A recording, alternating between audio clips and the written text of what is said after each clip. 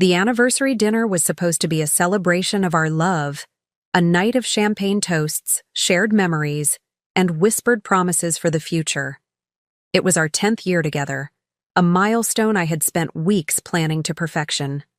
Little did Roman know that while he was preparing to shatter my world, I had already been collecting the pieces for months. I remember standing in our master bathroom that evening, applying my makeup with careful precision. The reflection staring back at me wasn't just a wife preparing for her anniversary dinner. It was a woman armed with knowledge, evidence, and an unshakable resolve that had been building for nearly a year. Before we jump back in, tell us where you're tuning in from, and if this story touches you, make sure you're subscribed, because tomorrow I've saved something extra special for you. The red dress hanging on the door was new, purchased specifically for this night. Not because I was celebrating our marriage, but because I wanted to look my absolute best when Roman's carefully constructed lies finally collapsed around him. Our story began 12 years ago at a literary festival in the city. I was there promoting my first book, a modest collection of short stories that had gained unexpected attention from a small but dedicated readership. Roman was a literary agent attending the festival to scout new talent. He approached me after my reading, his smile confident but genuine, his interest in my work seemingly sincere. What started as a professional conversation over coffee evolved into dinner the following evening, and within 6 months, we were inseparable. Roman was everything I thought I wanted: intelligent, ambitious, supportive of my writing career. When he proposed during a weekend trip to the coast, I didn't hesitate to say yes. Our wedding was intimate but beautiful, with close friends and family gathered at a historic mansion overlooking the ocean. We purchased our home a year later, a charming craftsman with a dedicated office space where I could write.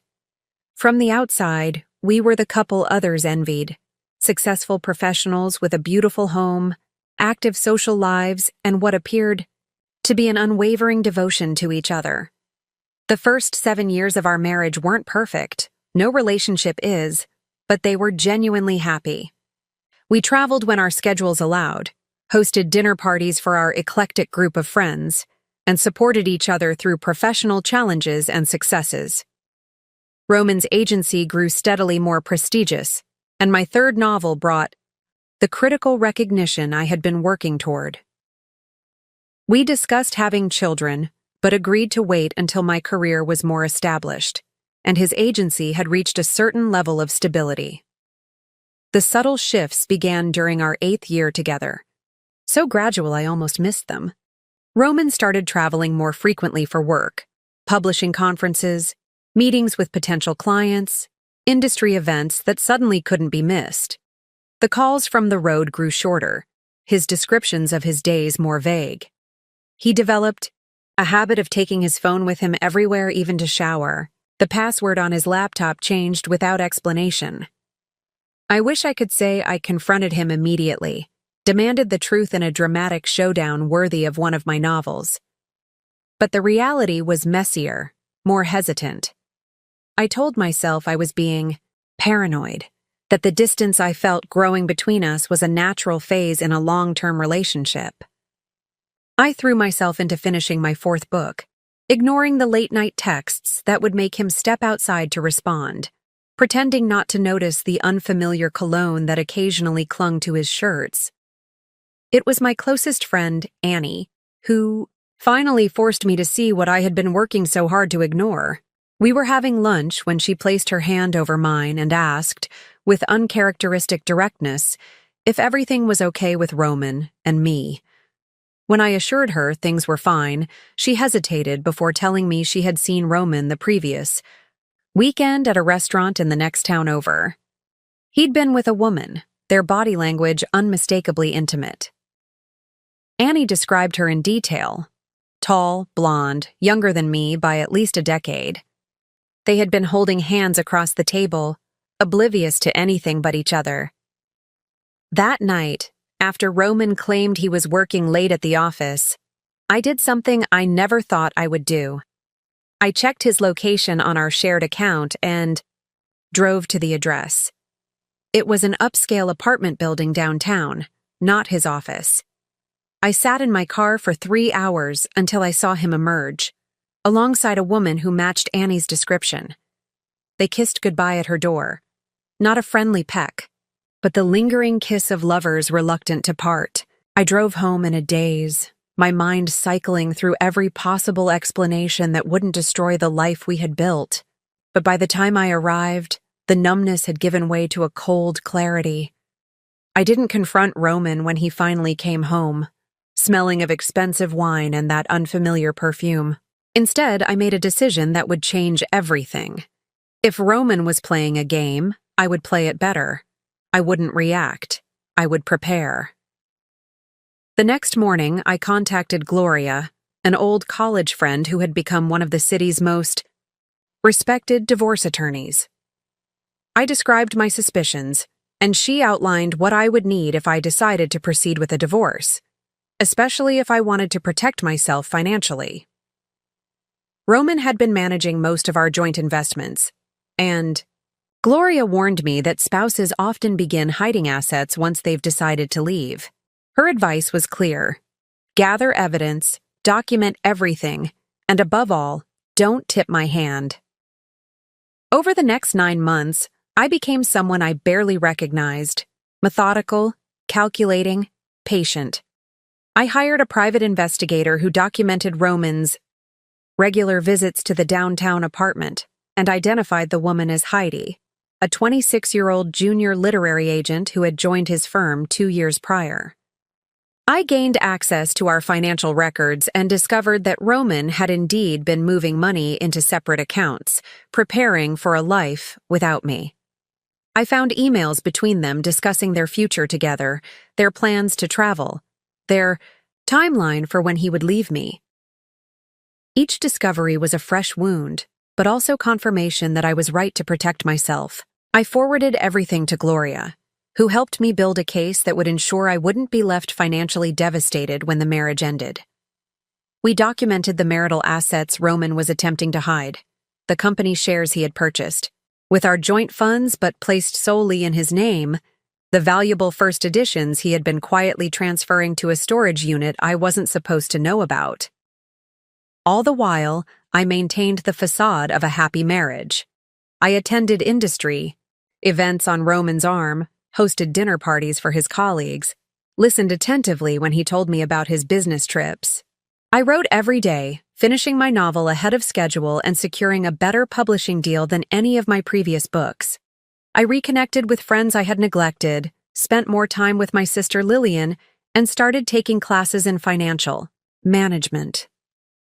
Quietly, steadily, I was building a life that could stand without Roman at its center. Which brings me back to our anniversary dinner. 10 years together, the last of which had been a masterclass in deception. His unwitting, mine, deliberate. I had chosen the restaurant carefully, an exclusive venue overlooking the city, public enough that Roman wouldn't make a scene, but private enough that we could speak freely. My red dress was striking but dignified, my makeup flawless, my composure absolute. In my purse was a small gift box containing not an anniversary present, but a USB drive with copies of all the evidence I had gathered. As I finished applying my lipstick, I heard Roman enter the bedroom behind me. He looked handsome in his tailored suit, a gift I had given him last Christmas. There was tension in his shoulders, a slight tremor in his hands as he adjusted his tie.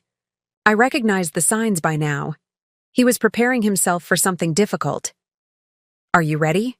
he asked, his smile not quite reaching his eyes. I turned to face him, my own smile perfectly calibrated, warm enough to be convincing, reserved enough to be natural. "Absolutely," I replied. "I've been looking forward to this all day." It wasn't a lie. After months of waiting, of gathering evidence and preparing for this moment, I was more than ready for whatever Roman thought he was about to unleash. He had no idea that his announcement wouldn't be a devastating surprise, but the trigger I had been waiting for. Preparing and narrating this story took us a lot of time, so if you are enjoying it, subscribe to our channel. It means a lot to us. Now back to the story. Tonight, one way or another, the truth would finally be acknowledged. And when the dust settled, only one of us would be left standing. The drive to the restaurant was quiet, the silence between us filled with unspoken words and calculated restraint. Roman kept adjusting his cufflinks, a nervous habit he'd developed over the years. I noticed how he checked his phone twice at red lights, turning the screen away from me. 3 years ago, I might have asked who was texting him. Now I already knew. I made reservations for 8, he said, breaking the silence as we approached the restaurant. I requested the table by the window, the one with the view you like. That's thoughtful, I replied, wondering if his consideration was born of guilt or simply part of the performance he'd planned for tonight. Either way, it didn't matter. I had chosen this particular restaurant not just for its privacy, but for its significance. It was where we had celebrated our first anniversary. The symmetry felt appropriate. Looking back, I can pinpoint the exact moment when the first cracks appeared in our marriage. It was during the launch party for my 3rd novel 2 years earlier. The event was held at a prestigious bookstore downtown, with nearly 100 people in attendance. Roman had organized everything, showing the supportive husband to perfection. Yet throughout the evening, I noticed his attention repeatedly drawn to a corner of the room where a small group of junior agents stood, Heidi among them. At the time, I thought nothing of it. Roman was a senior agent. Networking was part of his job. When he introduced me to Heidi later that evening, she was appropriately deferential, complimenting my book and asking intelligent questions about my writing process. If her hand lingered a fraction too long on Roman's arm, if her smile held something beyond professional admiration, I didn't register it. I was too caught up in the success of my book, in the validation of seeing my words in print, to notice the subtle shift occurring right before my eyes. The weeks following the launch party brought the first noticeable changes. Roman started working later, claiming the agency was taking on new clients and expanding its reach. He began attending industry events alone, insisting they were too boring for me and that I should focus on starting my next book instead. Our weekend brunches, a tradition since we first started dating, were increasingly canceled due to urgent client meetings. One particular Sunday morning stands out in my memory. I had woken early, prepared his favorite breakfast, and was looking forward to discussing a new plot idea with him.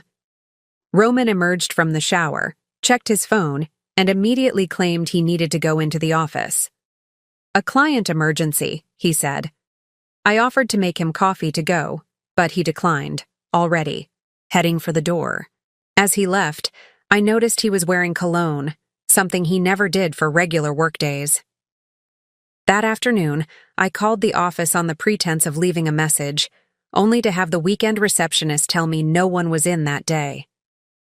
When Roman returned that evening, smelling of unfamiliar perfume and with the collar of his shirt slightly smudged with what looked like lipstick, I still didn't confront him. Instead, I began to pay closer attention. His passwords changed. His phone never left his sight.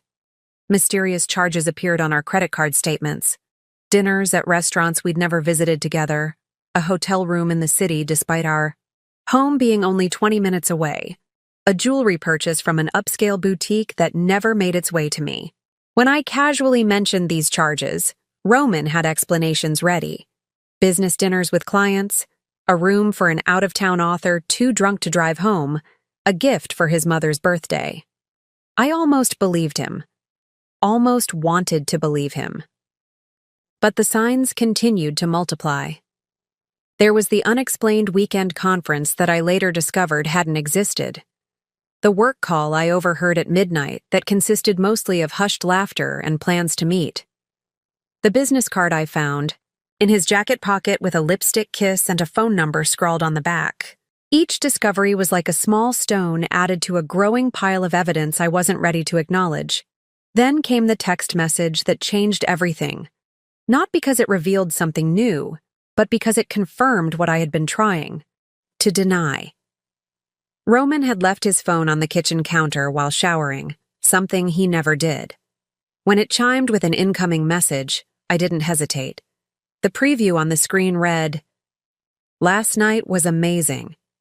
I can't wait until you're finally free from—" The rest was cut off, but it didn't matter. The sender was saved as H, and the message had come with a photo I couldn't fully see but could identify enough of to know I didn't want to view the rest. I placed the phone exactly as I had found it and went for a long walk, my mind racing with possibilities, none of them involving the preservation of our marriage. When I returned home, Roman was dressed and preparing to leave for work, his phone securely in his pocket. I kissed him goodbye as always, told him I loved him as always, and watched him drive away. Then I sat at our kitchen table and made 2 phone calls, one to Annie, who had been trying to tell me the truth for months, and one to a divorce attorney whose number I had saved but hoped never to use. By the time we pulled up to the restaurant for our anniversary dinner, I had undergone a transformation Roman knew nothing about. The woman who had once built her life around his approval and validation had been replaced by someone stronger, someone who understood that survival sometimes required strategic silence. As the valet opened my door, I prepared myself for the evening ahead. Roman thought he was about to deliver a devastating blow. He had no idea he was walking into a carefully laid trap of my own making. The maitre d' greeted us by name, congratulating us on our anniversary with practiced charm. Roman's smile tightened as he thanked him, his hand barely touching the small of my back as we were led to our table. I noted how he avoided my eyes, focusing instead on the spectacular city view. 10 years, I said after we were seated, raising my water glass in a mock toast. Who would have thought we'd make it this far? Roman cleared his throat, reaching for his own water with unsteady fingers. Yes, 10 years is significant. I watched him study the wine list with unusual intensity. This was a man I had once known better than myself, whose expressions I could read like my favorite book. Now, looking at him, I realized how much of our intimacy had been one-sided. I had been transparent while he had been carefully opaque, revealing only what served his narrative. Should we order the Barolo? I suggested, naming the wine we'd shared on our first anniversary in this very restaurant. For old time's sake? He looked startled, then nodded. Of course. Perfect choice. As the sommelier opened and poured our wine, I observed Roman's practiced social performance. He asked about the vintage, commented knowledgeably on the bouquet, approved the pour with the confident air that had once impressed me. I wondered how much of our marriage had been this kind of performance, Roman playing the role of devoted husband while building a separate life with Heidi. To 10 years, he said, raising his glass once we were alone again, his voice steady but his eyes unable to hold mine. To truth, I countered, clinking my glass against his. However painful it might be. He paused mid-sip, confusion briefly crossing his features before he masked it with another smile. Truth? Yes. The appetizers arrived. Tuna tartare for him, oysters for me. I had always hated oysters, a fact Roman had once known intimately. His failure to register my unusual order was another small confirmation that his attention had long since wandered elsewhere. How's the new manuscript coming? Along? He asked, clearly trying to steer us toward safe conversational territory. Finished, actually. I submitted it last week. You did? Genuine surprise colored his voice. I didn't realize you were that far along. There's been a lot you haven't realized lately, I replied, my tone light despite the weight of my words. Roman shifted in his seat, loosening his tie slightly. I've been distracted with work. The agency's expansion has taken more of my time than I expected. Is that what we're calling it now? The agency's expansion? His fork clattered against his plate. What's that supposed to mean? Nothing, I said, smiling as I took another sip of wine. Tell me more about how busy you've been. And he did, launching into an elaborate explanation of new clients and publishing deals, industry changes, and market pressures. I let him talk, nodding at appropriate intervals while cataloging every inconsistency, every unnecessary detail that signaled a carefully constructed lie. This was the Roman I had come to know over the past year, a man so convinced of his own narrative that he couldn't see the obvious flaws in his story. As our main courses arrived, steak for him, sea bass for me, I deliberately steered the conversation toward memory lane. Remember our honeymoon in Santorini? That little restaurant overlooking the caldera? Roman relaxed slightly, perhaps thinking I was moving us towards safer emotional ground. How could I forget? You were so sunburned you couldn't lie down for 2 days. And you stayed up all night reading to me because I couldn't sleep, I added, watching his face carefully. You said it was the most romantic night of your life, even though I looked like a lobster. His smile turned wistful. We were different people then. Were we? Or were you already planning your exit strategy, even back then? The question hung between us, sharp and unexpected. Roman's fork paused halfway to his mouth, his expression shifting from nostalgia to wariness. What are you talking about? Just wondering when exactly you decided our marriage had an expiration date, I said, cutting into my fish with precise movements. Was it before or after you met Heidi? The color drained from Roman's face, his carefully constructed facade cracking, visibly. He set down his utensils and took a long sip of wine, clearly buying time to formulate a response. I don't know who— Please don't insult my intelligence by denying it, I interrupted, my voice quiet but firm. Not tonight. He stared at me, calculation replacing shock as he assessed this unexpected turn of events. I could almost see him recalibrating, adjusting his script to account for this new variable. How long have you known? He finally asked. Long enough, I replied. Long enough to stop being surprised by anything you might say tonight. Roman leaned back in his chair, studying me with newfound caution. The power dynamic between us had shifted, and he was only now beginning to realize it. For a moment, I glimpsed something like respect in his expression, quickly replaced by defensive anger. If you've known, why the charade? Why pretend everything was normal? Why even agree to this dinner? I took my time answering, savoring the last bite of my sea bass before carefully placing my silverware on the plate. Because tonight wasn't my revelation to make. It was yours. I wanted to see if you'd actually go through with it. Go through with what? Breaking up with me on our anniversary, I said. It's a bit theatrical, don't you think? But then, you always did have a flair for drama. Roman's jaw tightened, his hands clenching into fists on the table. You don't know what I was planning to say. Don't I? I reached for my purse, extracting a folded paper that I placed beside his plate. 3 weeks ago, you drafted an email to Heidi. You wrote, and I quote, I'll tell her at our anniversary dinner. It seems fitting to end it where it all began. By this time next month, we'll be together openly. I pushed the paper toward him. You really should change your laptop password more frequently. For the first time since we'd entered the restaurant, Roman appeared genuinely at a loss for words. He unfolded the paper with shaking hands, confirming that I had indeed intercepted his private correspondence. You hacked my email, he finally said, accusation replacing shock. I protected my interests. I corrected him. Something you might want to consider doing yourself before the night is over. What's that supposed to mean? I smiled, reaching for my wine glass.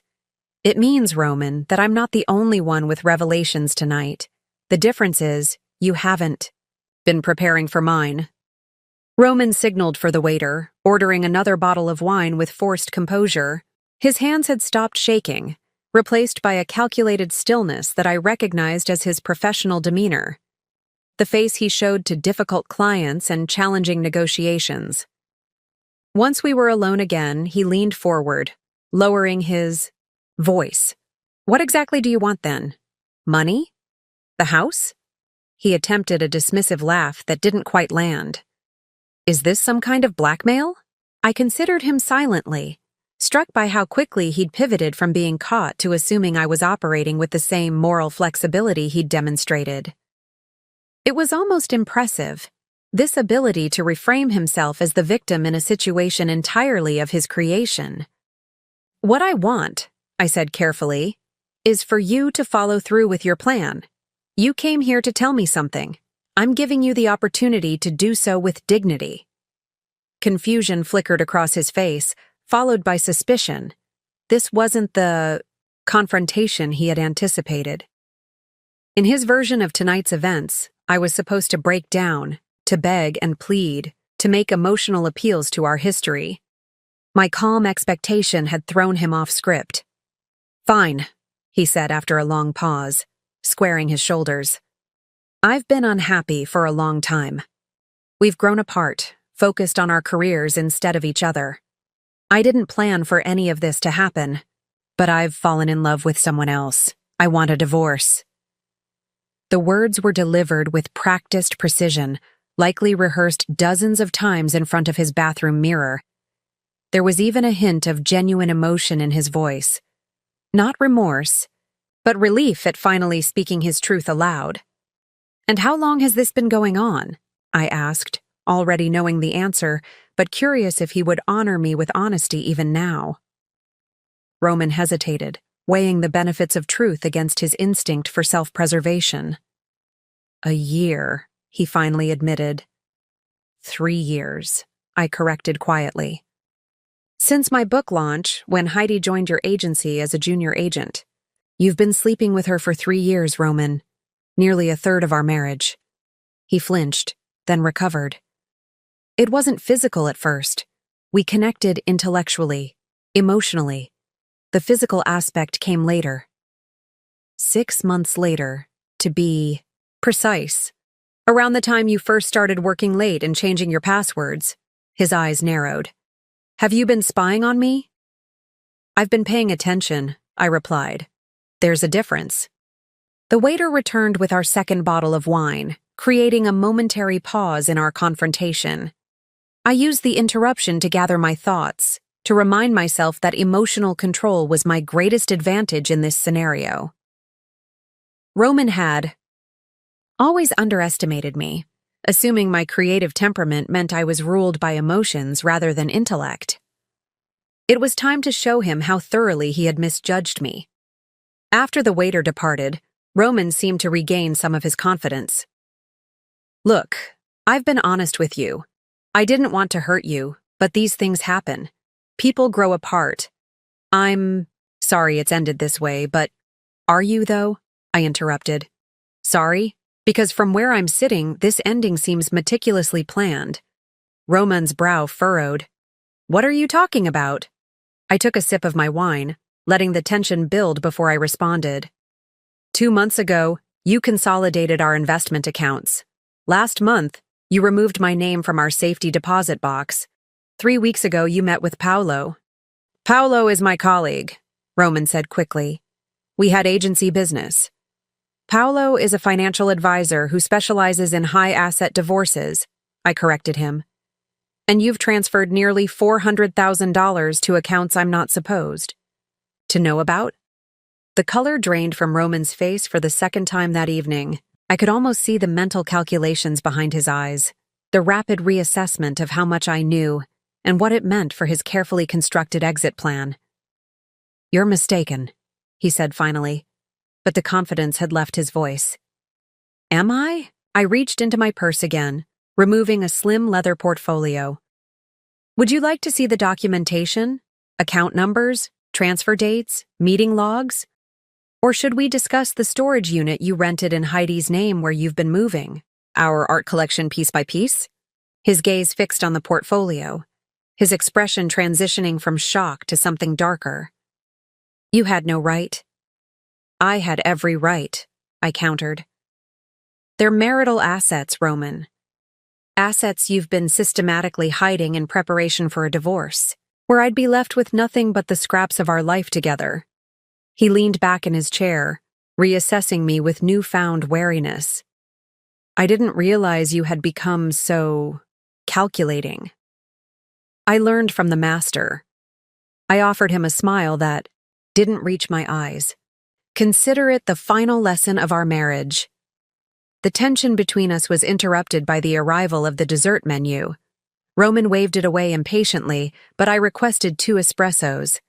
This conversation was far from over, and I needed him alert for what was coming next. As we waited for our coffee, an almost surreal calm settled over our table. The initial shock of confrontation had passed, leaving in its wake a strange intimacy born of mutual acknowledgement. For the first time in years, we were seeing each other clearly, without the veil of pretense that had defined our recent interactions. "So what happens now?" Roman finally asked. "You've obviously been planning for this moment as much as I have." More thoroughly, I think. The espressos arrived, and I took a moment to add a single sugar cube to mine, stirring it with deliberate precision. "Tomorrow morning, my attorney Gloria will be contacting yours with a settlement proposal. I think you'll find the terms illuminating." "You've already drafted a settlement?" There was grudging respect in his voice now, mingled with apprehension. "Of course. I've had months to prepare, Roman. While you were focused on hiding assets, I was focused on finding them. While you were constructing an exit, I was constructing a case."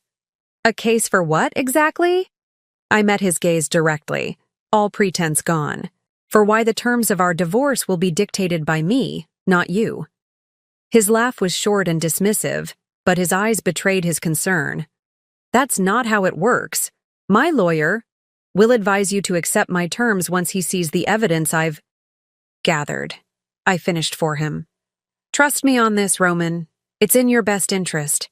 He stared at me, truly seeing me perhaps for the first time in years. "Who are you?"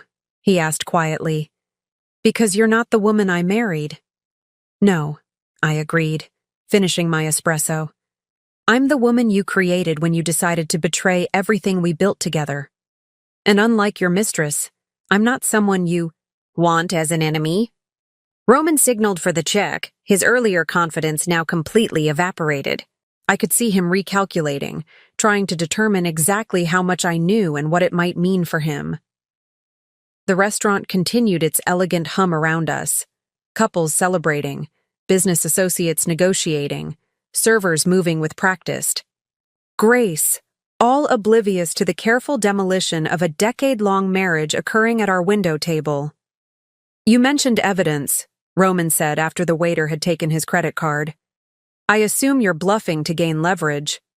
I smiled, reaching once more into my purse. This time I removed a small velvet box, the kind typically used for jewelry. I placed it on the table between us. "Happy anniversary, Roman." He stared at the box, suspicious but intrigued. After a moment of hesitation, he picked it up and opened it. Inside was not jewelry, but a small USB drive with the letter R engraved on its surface. "What is this supposed to be?" "Consider it a compilation album of our greatest hits," I replied. "Or more accurately, your greatest mistakes." His brow furrowed as he examined the drive. "More stolen emails?" "Oh, it's much more comprehensive than that." I leaned forward slightly. "It contains financial records documenting your systematic theft of marital assets. Time-stamped photographs of you moving artwork from our home to the storage unit. Audio recordings of your conversations with Paolo about hiding money from me during our divorce. And, most damaging of all, evidence of how you've been embezzling. From your literary clients' royalty payments to fund your new life with Heidi." The color drained from Roman's face for the 3rd time that evening. But now it didn't return. That's absurd. I haven't embezzled anything." "Really?" I raised an eyebrow. "Luis Martinez might disagree. You've been skimming 5% off his international royalties for 2 years. Same with Archer Williams and at least 3 other authors.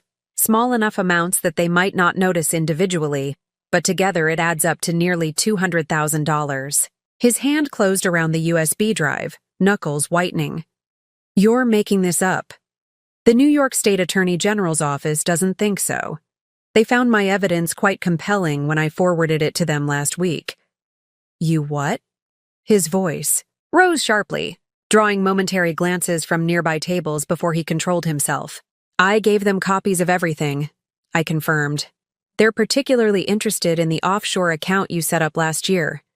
The one where client funds seem to disappear and then magically reappear in your personal account a few weeks later. The waiter returned with Roman's card and the receipt. He signed mechanically, his mind clearly elsewhere. I watched him struggle to process what I was saying, to find some way to dismiss or minimize it. This would ruin me, he finally said, his voice barely audible. My career, my reputation. Yes, I agreed simply. It would. Why? The question seemed torn from him. If you knew all this, why wait? Why not expose me immediately? I considered him for a moment. This man I had once loved enough to build a life around. Because I wanted to be absolutely certain. Because gathering conclusive evidence takes time. And because I needed to know if you would actually go through with this charade tonight. He looked down at the USB drive still clutched in his hand. And now that I have, now we negotiate. Roman's eyes narrowed with sudden calculation. So, this is blackmail. This is justice, I corrected him. Or at least, it's the closest approximation available to me. He leaned back in his chair, studying me with new eyes. What do you want? Everything, I said simply. The house, the investments, the art collection, full ownership of the intellectual property rights you've been managing for me. And most importantly, a clean, uncontested divorce with a confidentiality agreement that prevents you from ever discussing our marriage or its dissolution. You can't be serious, he scoffed. No court would award you everything. True, I conceded. But no court needs to be involved if you sign the settlement agreement Gloria has prepared. If you don't, I gestured toward the USB drive in his hand. Well, the Attorney General already has copies, but I'm sure your clients would be interested in seeing the originals. Roman's face hardened. You'd destroy my entire life over an affair? Not over an affair, I corrected him. Over 3 years of lies, manipulation, and theft. The affair is almost incidental at this point. He stared at me, a mixture of anger and grudging respect in his expression.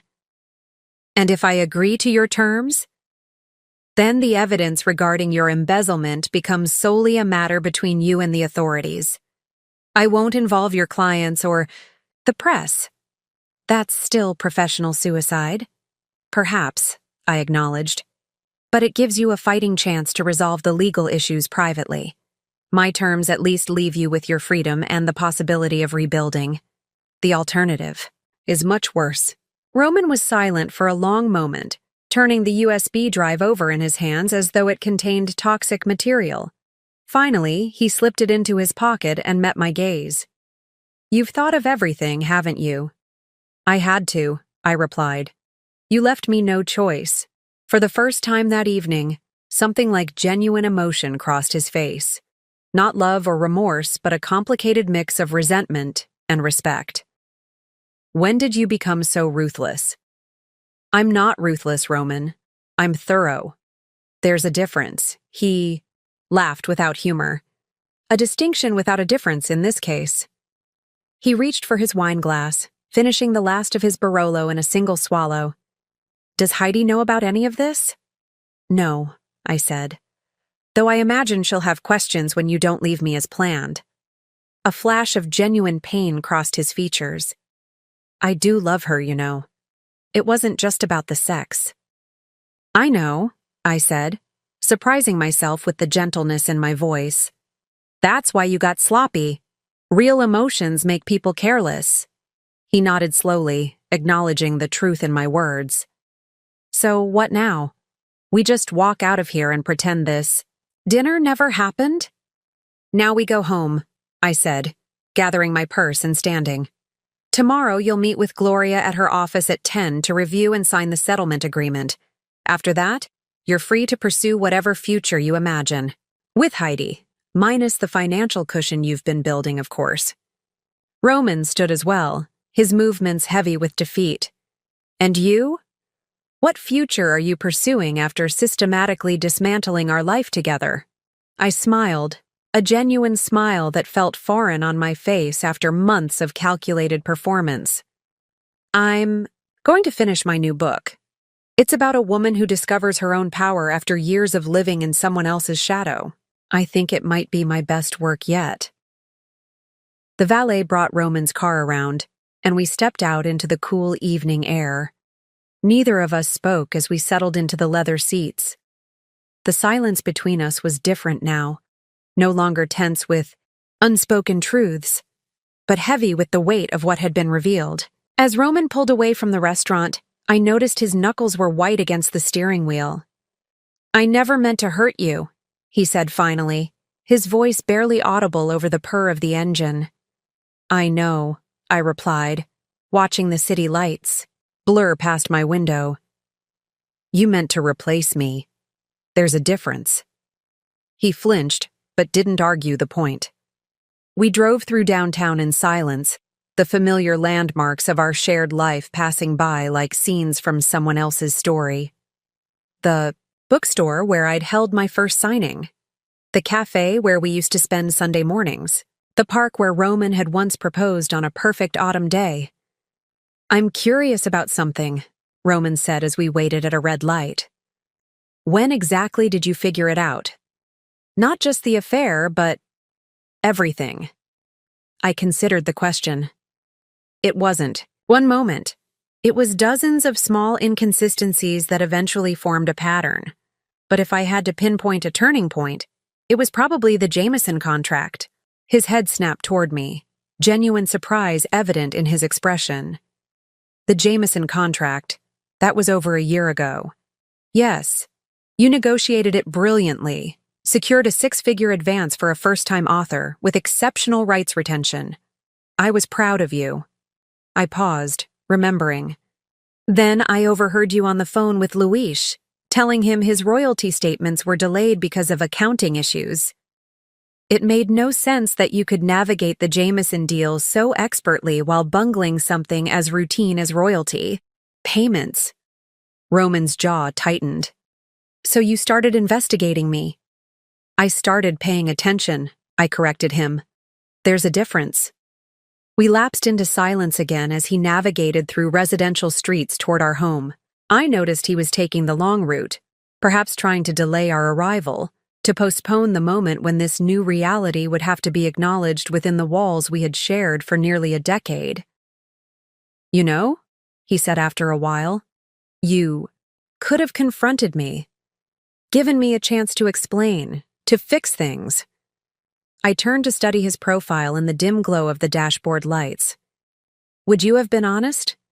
Would you have stopped seeing Heidi, returned the money you'd hidden, confessed to your clients what you'd done with their royalties?" His silence was answer enough. "Besides," I continued, "confronting you would have only prompted you to hide your actions more carefully. I needed to understand the full scope of what I was dealing with." We turned onto our street, a quiet lane lined with mature oak trees and well-maintained craftsman homes.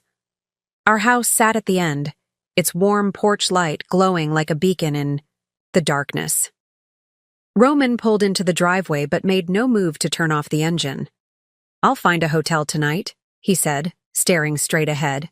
"I can come by tomorrow afternoon to pack some things, after the meeting with your attorney." "That's not necessary," I replied. "The guest room is made up. You can stay there tonight. It would look strange to the neighbors if you suddenly disappeared after our anniversary dinner." He laughed, a hollow sound devoid of humor. "Still managing appearances, even now?" "Force of habit," I admitted. "Something else I learned from you." Roman finally turned off the engine, plunging us into relative silence. For a moment, neither of us moved to exit the car, as though crossing the threshold into our home would make this new reality irrevocable. Was any of it real? I asked suddenly, surprising myself with the question. These past 3 years, was any part of us still genuine? Roman was quiet for so long I thought he might not answer. When he finally spoke, his voice carried a weariness I hadn't heard before. Parts of it were real, more than I probably deserved to claim. I did love you once, very much. And even after Heidi, there were moments when I remembered why I had fallen in love with you in the first place. He sighed, running a hand through his hair. But I think I stopped seeing you clearly a long time ago. I reduced you to a character in my own narrative rather than recognizing you as a person with agency and intelligence. A fatal mistake for a literary agent, I observed. His mouth quirked in a humorless smile. Apparently so. We finally exited the car and walked toward the house, maintaining a careful distance from each other. As I unlocked the front door, I was struck by how ordinary everything looked. The entryway table with its stack of mail, the framed photographs lining the hallway wall, the vase of fresh flowers I had arranged just that morning. Nothing in this space reflected the seismic shift that had occurred between its occupants. I'll be up for a while, working in my office, I said, slipping off my heels by the door. The settlement agreement is on the kitchen counter if you want to review it before tomorrow's meeting. Roman nodded, loosening his tie with a distracted air. I should call Heidi. She's expecting, well, a different outcome from tonight. I imagine she is. I started toward the stairs, then paused. You should know that the guest room phone is connected to the home security system. All calls are recorded. He stared at me, incredulous. Are you serious? No, I admitted. But your reaction is illuminating. For a moment, we regarded each other across the entryway. Two people who had shared a bed, a home, a life, and who now stood as carefully distant as strangers. The air between us seemed charged with all the words we weren't saying, all the emotions we weren't expressing. For what it's worth, Roman said finally, I am sorry. Not just for getting caught, but for all of it. I studied him, searching for sincerity in the face I had once known better than my own. There was regret there, certainly. But whether it was for the pain he had caused or for the consequences he now faced, I couldn't tell. I believe you're sorry, I said at last. But I don't forgive you. Not yet. Maybe not ever. He nodded, accepting this as his due. Fair enough. I turned and ascended the stairs, feeling his eyes on my back until I reached the landing. The weight of the evening pressed against me, threatening to crack the composure I had maintained throughout dinner. But I wouldn't break, not yet. There would be time for that later, when I was truly alone. For now, I had one more role to play. The woman who had outmaneuvered her husband at his own game. The woman who had turned betrayal into opportunity. The woman who walked away not as a victim, but as a victor. Once inside my office, I closed the door softly and leaned against it, finally allowing the careful facade I'd maintained all evening to crumble. My hands trembled as I reached for the desk chair, lowering myself into it before my legs could give way. The confrontation at dinner had drained me more completely than I'd anticipated. For nearly a year, I had focused all my energy on preparation, gathering evidence, consulting with Gloria, building my case against Roman. The actual moment of confrontation had seemed distant, almost theoretical. Now that it had happened, now that I had played my hand and revealed the extent of my knowledge, the emotional impact hit me with unexpected force. I opened my laptop, navigating to a secure folder that contained duplicates of everything on the USB drive I'd given Roman. The evidence of his betrayal was meticulous, overwhelming in its thoroughness. Financial records spanning 3 years. Email exchanges with Heidi, time-stamped and cataloged. Photographs taken by the private investigator I'd hired. Audio recordings from the home office system. Roman had never realized captured conversations between him and Paolo. Looking at it now, I was struck by how much of my recent life had been defined by this accumulation of evidence. While Roman had been building a future with Heidi, I had been building a case against him. Both of us engaged in elaborate constructions the other wasn't supposed to discover. My phone chimed with a text message from Annie. "How did it go? Are you okay?" I stared at the screen, unsure how to respond. Was I okay? I had achieved precisely what I'd set out to do. Roman was cornered, with no choice but to accept my terms. I had reclaimed control over my life and secured my financial future. By any objective measure, tonight had been a success. And yet, beneath the satisfaction of victory lay a deeper, more complex emotion. Not regret, exactly, but a melancholy, recognition of what had been lost. Not just my marriage, which had been effectively over for years, but my own innocence. The woman who had once believed in Roman's love, who had trusted implicitly and loved unreservedly, no longer existed. In her place stood someone harder, more cautious, more strategic. I texted back a simple response. "Mission accomplished. Talk tomorrow," Annie replied immediately with a thumbs-up emoji and a heart. Her unwavering support throughout this ordeal had been my lifeline. The one person who knew the full extent of what I was planning and why. Without her, I might have confronted Roman months ago in a burst of hurt and anger, squandering the advantage that patience and preparation had ultimately provided. Downstairs, I heard movement in the kitchen, the sound of the refrigerator opening, glasses clinking. Roman was making himself at home one last time. I wondered what he was thinking now. How he was processing the complete inversion of his carefully laid plans. Had he called Heidi yet? How would he explain that their future together would not include the financial cushion he had promised? My computer chimed with an incoming email. It was from Gloria, confirming our appointment tomorrow and checking that everything had gone as planned at dinner. I replied briefly, assuring her that Roman would be at her office at 10 as arranged. The Wayne email reminded me of our first consultation nearly 8 months ago. I had arrived at Gloria's office with a manila folder containing my initial evidence of Roman's affair, pathetically thin compared to the dossier I would eventually compile. I remembered how Gloria had listened without judgment as I explained my suspicions, then outlined my options with a clarity that had cut through my emotional fog. "You can confront him now with what you have," she had said. "Or you can wait, gather more evidence, and ensure you're protected when the confrontation eventually happens. The choice is yours. But remember, in my experience, the spouse who acts from emotion typically loses to the spouse who acts from strategy." I had chosen strategy, committing myself to a path that required patience, deception, and a level of calculation that didn't come naturally to me.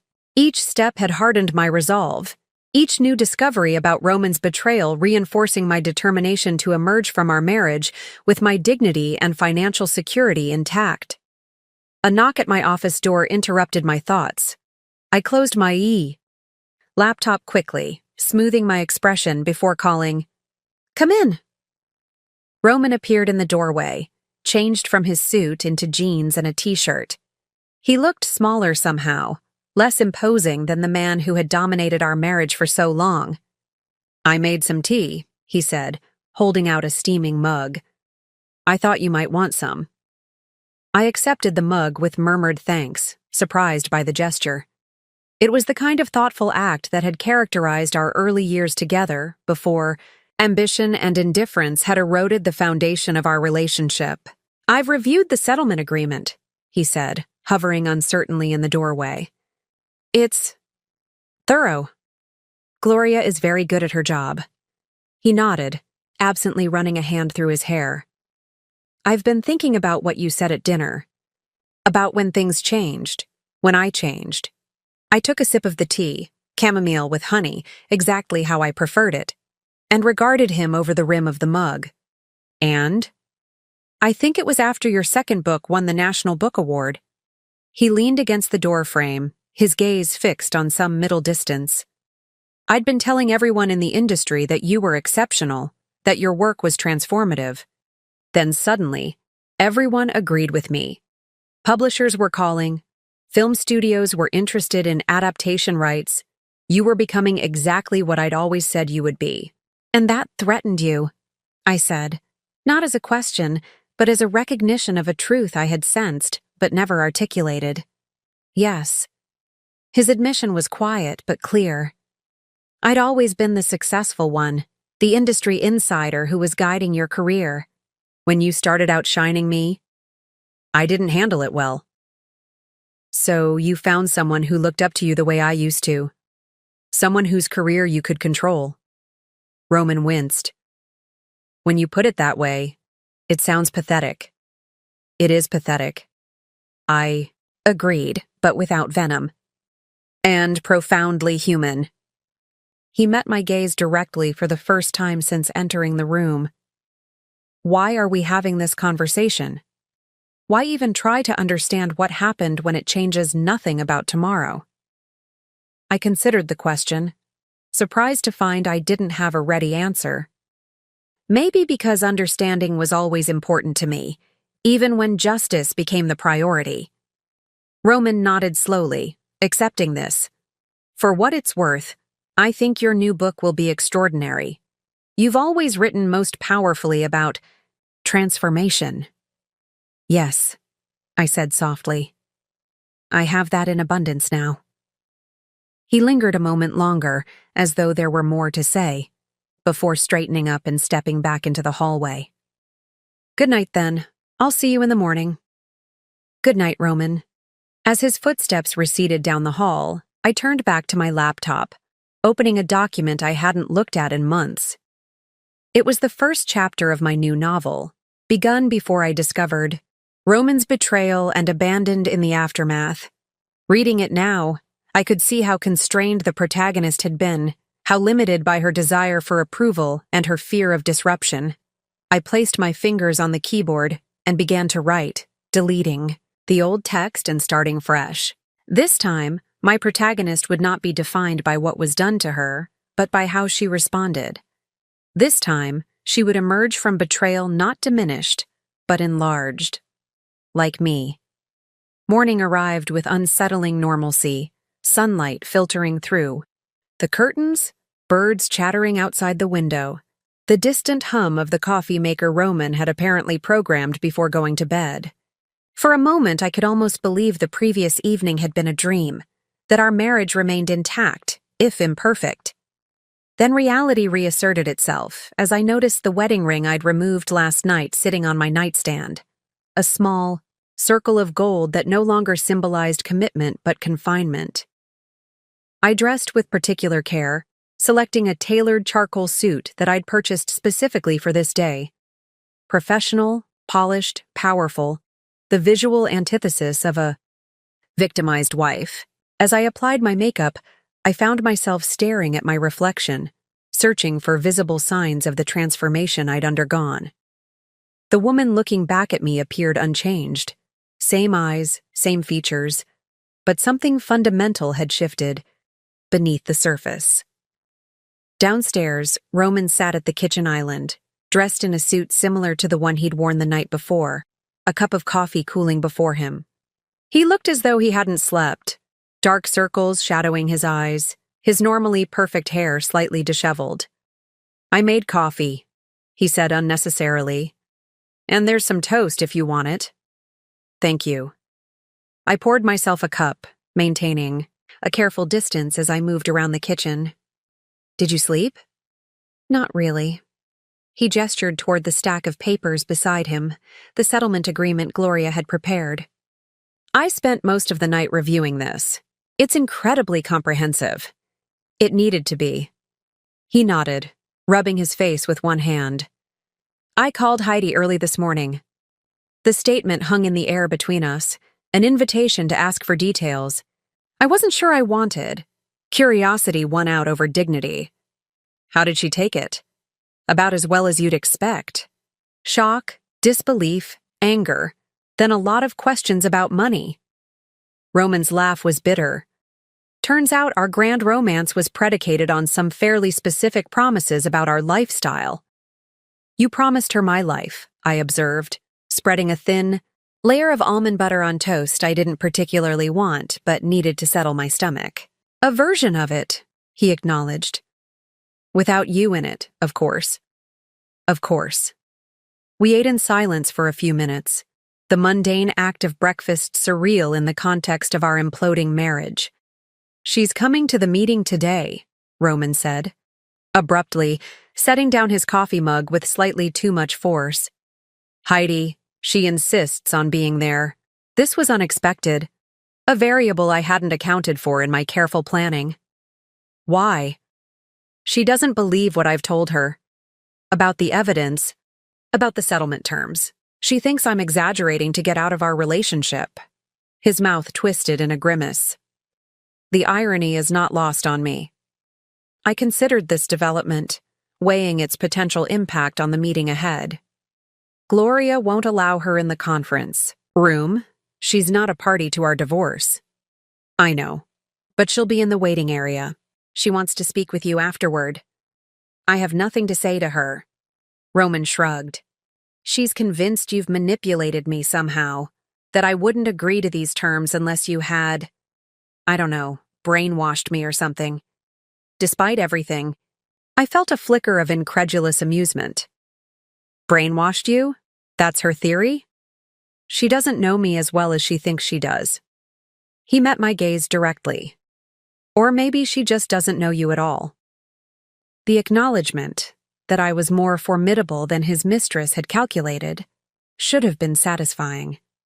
Instead, it left a hollow feeling in my chest. Being feared or respected for my strategic thinking was a cold comfort compared to what I had once had. A husband who loved me for my creativity, my passion, my vision of the world. We should go, I said, glancing at the clock. Traffic will be heavy downtown. Roman nodded, gathering the settlement papers and his keys. We moved through the familiar routine of leaving the house, checking that doors were locked, adjusting the thermostat, confirming we had everything we needed, like actors performing well-rehearsed roles one final time. The drive to Gloria's office was silent, each of us occupied with private thoughts. I watched the city pass by, landmarks of our shared life appearing and receding like scenes from a movie I'd viewed too many times. The park where we'd once picnicked on Sunday afternoons. The theater where we'd attended foreign films that Roman pretended to understand better than he did.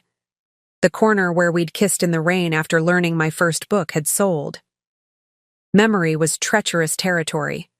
Too many moments of genuine happiness tangled with the knowledge of how completely it had all unraveled. I thought about running, Roman said suddenly as we approached Gloria's office building.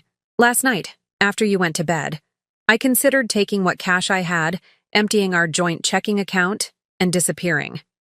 Why didn't you? The question wasn't accusatory, just curious. Several reasons. He pulled into the parking garage beneath the building. Practical ones, mostly. You've frozen almost everything except the checking account, which doesn't have enough to start over somewhere. My passport is in the safe deposit box you took me off of. But also, he hesitated. I realized I'm tired of running. From consequences, from responsibility, from the truth about who I've become. The admission surprised me. In all my planning, all my calculations, I had never factored in the possibility of Roman accepting accountability for his actions. I had prepared for denial, for counterattacks, for legal challenges, not for surrender. That's unexpectedly self-aware, I said finally. Don't give me too much credit. I'm still hoping to negotiate a slightly better deal than complete annihilation. A ghost of his old, confident smile flickered across his face. Professional pride, if nothing else. We exited the car and headed for the elevator, maintaining the careful distance that had defined our interactions since the previous evening. As the elevator doors closed, sealing us into the small space, Roman turned to me. There's one thing I've been wondering, he said. "All those months you were gathering evidence, building your case. Didn't you ever consider trying to save our marriage instead? Confronting me, demanding I end things with Heidi, suggesting counseling?" The question caught me off guard, not because I hadn't considered it, but because I had, extensively, painfully, during countless sleepless nights. "Yes," I admitted as the elevator climbed toward Gloria's floor. "I considered it every day for the first month after I found out. I drafted confrontation speeches in my head. I researched marriage counselors. I even drove to your office once, intending to demand you choose between us. What stopped you?" The elevator doors opened, revealing the elegant reception area of Gloria's law firm. Before stepping out, I met Roman's gaze one final time as husband and wife. I realized I deserved better than fighting for someone who had already decided I wasn't worth keeping. Gloria's reception area was designed to intimidate, all sleek surfaces, muted colors, and strategically placed legal awards. The message was clear. This was a battlefield where victories were measured in paragraphs and precedents.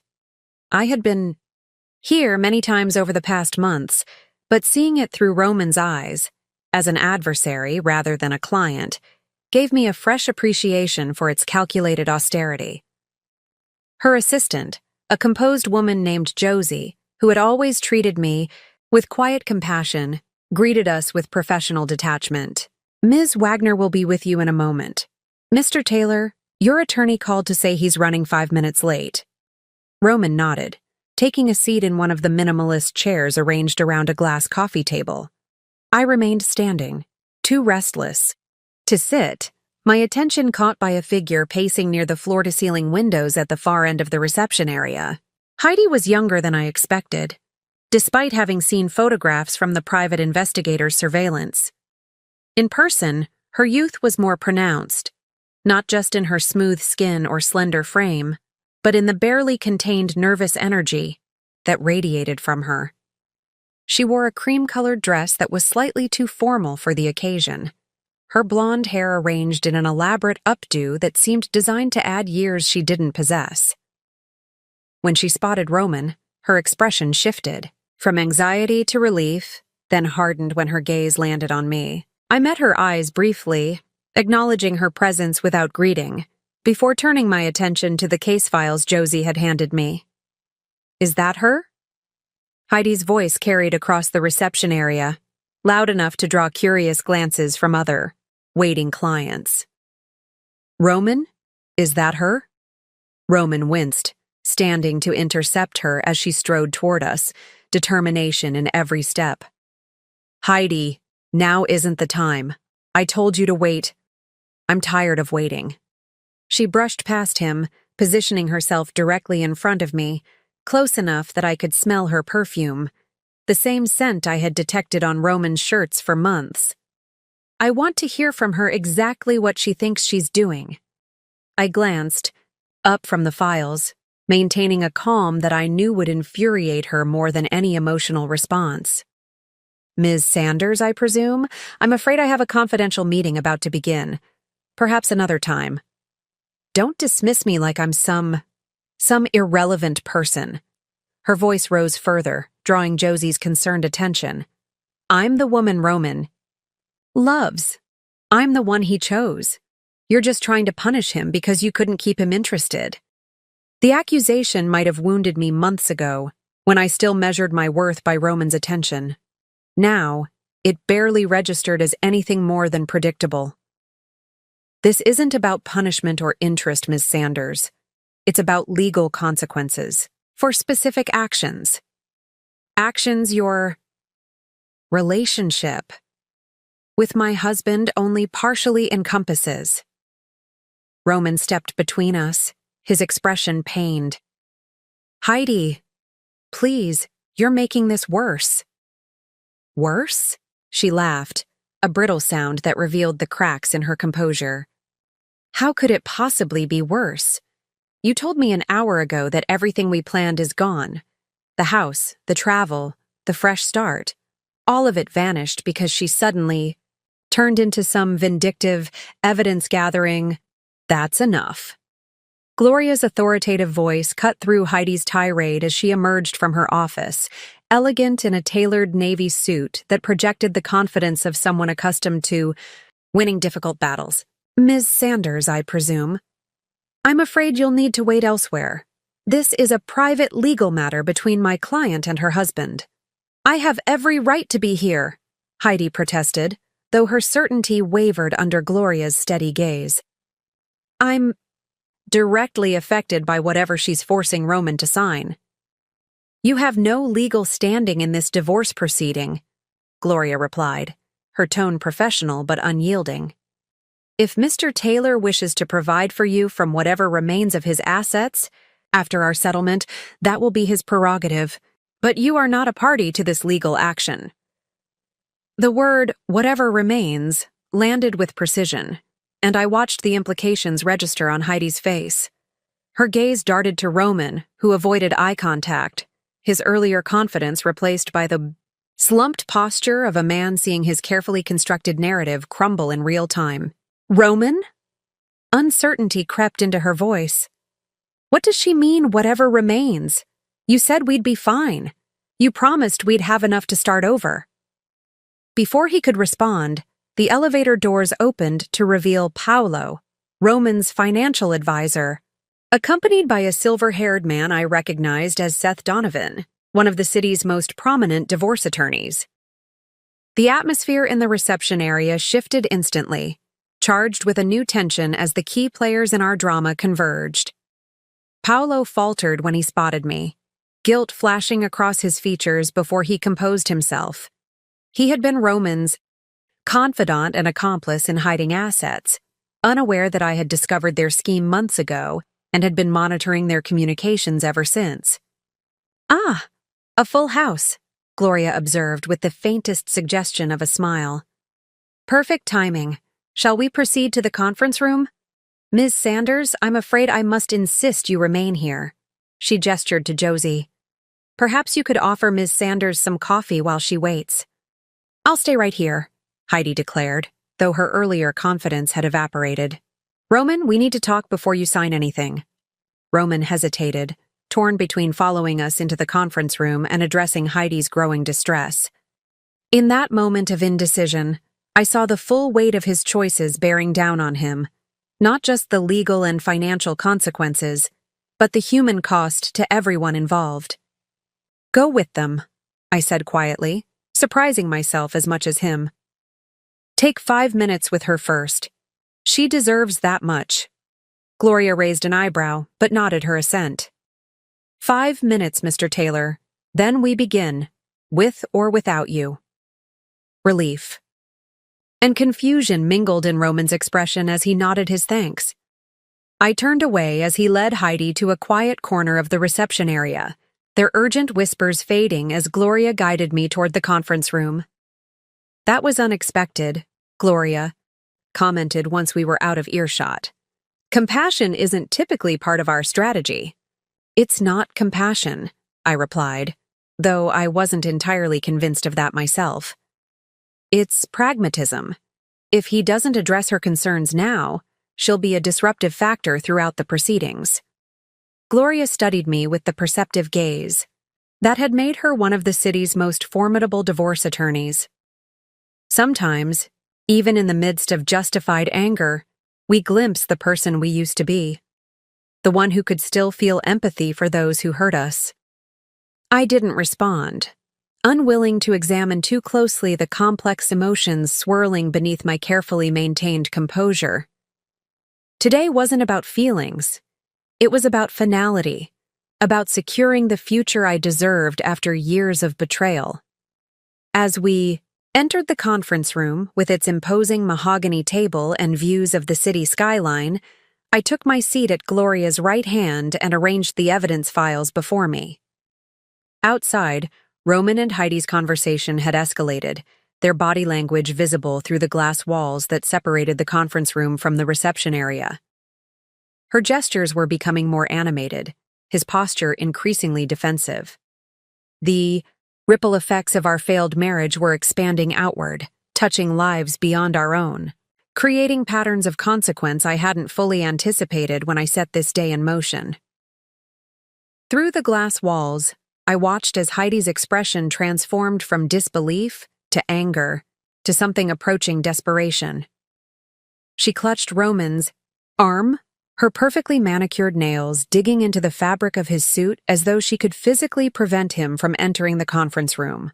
Roman kept shaking his head, his responses appearing to grow shorter and more definitive with each exchange. Seth, Donovan, and Paolo conferred quietly at the far end of the conference table, occasionally glancing in my direction with poorly disguised curiosity. They had prepared for a different scenario, perhaps a distraught wife willing to settle for emotional validation and modest financial consideration. The meticulously gathered evidence arranged before me represented a reality they were still struggling to process. "They've underestimated you," Gloria murmured, following my gaze to where Roman was now gently but firmly disentangling himself from Heidi's grip. "All of them. It's the most powerful advantage a woman can have in a situation like this." I nodded, remembering how often Roman had dismissed my observations or simplified my ideas throughout our marriage. That habitual underestimation had given me the space to build my case without suspicion. While he viewed me as an emotional creature incapable of strategic thinking, I had been methodically documenting his every misstep. Roman finally entered the conference room, his face a careful mask of professional detachment that couldn't quite conceal the strain underneath. Heidi remained in the reception area, her previous confidence shattered, watching through the glass with red-rimmed eyes as she sank into one of the minimalist chairs. "I apologize for the delay," Roman said, taking a seat opposite me. "Shall we proceed?" Gloria nodded to Josie, who closed the conference room door, sealing us into a space where the language of contracts and consequences would determine the end of a decade-long marriage. "Before we begin," Seth Donovan interjected, his voice carrying the practiced authority of someone accustomed to controlling negotiations, "I'd like to state for the record that my client is willing to engage in good-faith discussions about equitable distribution of marital assets. However, the proposed settlement as written contains several provisions that are, frankly, excessive and potentially punitive." Gloria smiled, the expression never reaching her eyes. "Mr. Donovan, with all due respect, I believe you're operating with incomplete information about the circumstances surrounding this divorce. Perhaps we should begin by ensuring everyone at this table has a clear understanding of the facts." She gestured to me, our pre-planned strategy unfolding exactly as we had rehearsed. I opened the first folder, removing several document sleeves containing financial records. "These are account statements from 5 offshore accounts established by my husband over the past 3 years, I explained, passing copies to Seth and Paolo. "You'll note that approximately $427,000 of marital assets were transferred to these accounts, ostensibly to hide them from equitable distribution in our divorce." Seth accepted the documents with practiced neutrality, though I caught the slight narrowing of his eyes as he scanned the first page. Paolo shifted uncomfortably, avoiding eye contact. "Additionally," I continued, opening a second folder, "these are records documenting systematic embezzlement from client royalty accounts at the literary agency, specifically, funds diverted from international royalty payments that were subsequently transferred to personal accounts." Roman's composure faltered visibly as I presented this evidence, his hands clenching into fists beneath the table. He had known I possessed this information. I had told him as much at dinner, but seeing it laid out professionally, prepared for potential submission to authorities, made the reality of his situation impossible to ignore. "This is," Seth began, then paused, reassessing his approach as he continued reviewing the documents. "These are serious allegations that would require substantial verification." "They've already been verified," Gloria interjected smoothly, "by forensic accountants whose reports are included in your copy. But please continue reviewing while we proceed to the next category of evidence." I removed a third folder, this one containing email correspondences between Roman and Heidi spanning the past 3 years. These communications document not only the extramarital relationship, but also the explicit planning to remove marital assets prior to divorce proceedings. You'll note the timestamp on this particular exchange. I indicated a specific page, where the strategy to establish offshore accounts is first discussed. Seth's professional demeanor showed its first significant crack as he processed the thoroughness of the evidence before him. He leaned toward Roman, murmuring something I couldn't hear, while Paolo visibly paled reviewing the financial documentation that implicated him in potentially criminal activities. As you can see, Gloria continued, the settlement agreement we've proposed is not punitive but rather restorative. It simply returns to my client what was rightfully hers to begin with, while providing Mr. Taylor with the opportunity to resolve these matters without criminal prosecution. Roman finally spoke, his voice tight with barely controlled emotion. You said you wouldn't involve my clients, that the embezzlement would remain between me and the authorities. And I meant it, I replied, meeting his gaze directly. Nothing. In these documents will be shared with your clients if you sign the agreement as written, but Mr. Donovan needed to understand exactly what we're negotiating here. Seth set down the documents and leaned back in his chair, the calculation evident in his expression as he reassessed the balance of power in the room. He was a skilled attorney, accustomed to finding leverage in difficult situations, but the evidence before him left little room for maneuvering. I believe, he said carefully, that my client and I would benefit from a brief private consultation. Gloria nodded. Of course, we'll give you the room. As we stepped out into the reception area, I noticed Heidi was no longer waiting. Whether she had left of her own accord or been asked to leave, her absence created a strange sense of incompleteness, as though a necessary witness to the unraveling of Roman's carefully constructed deceptions had departed before the final act. He'll sign, Gloria murmured, guiding me to a quiet corner away from curious ears. Seth knows when a battle is lost. He's just creating the illusion of consultation to maintain professional dignity. I nodded, watching through the glass as Roman engaged in what appeared to be an increasingly heated discussion with his attorney.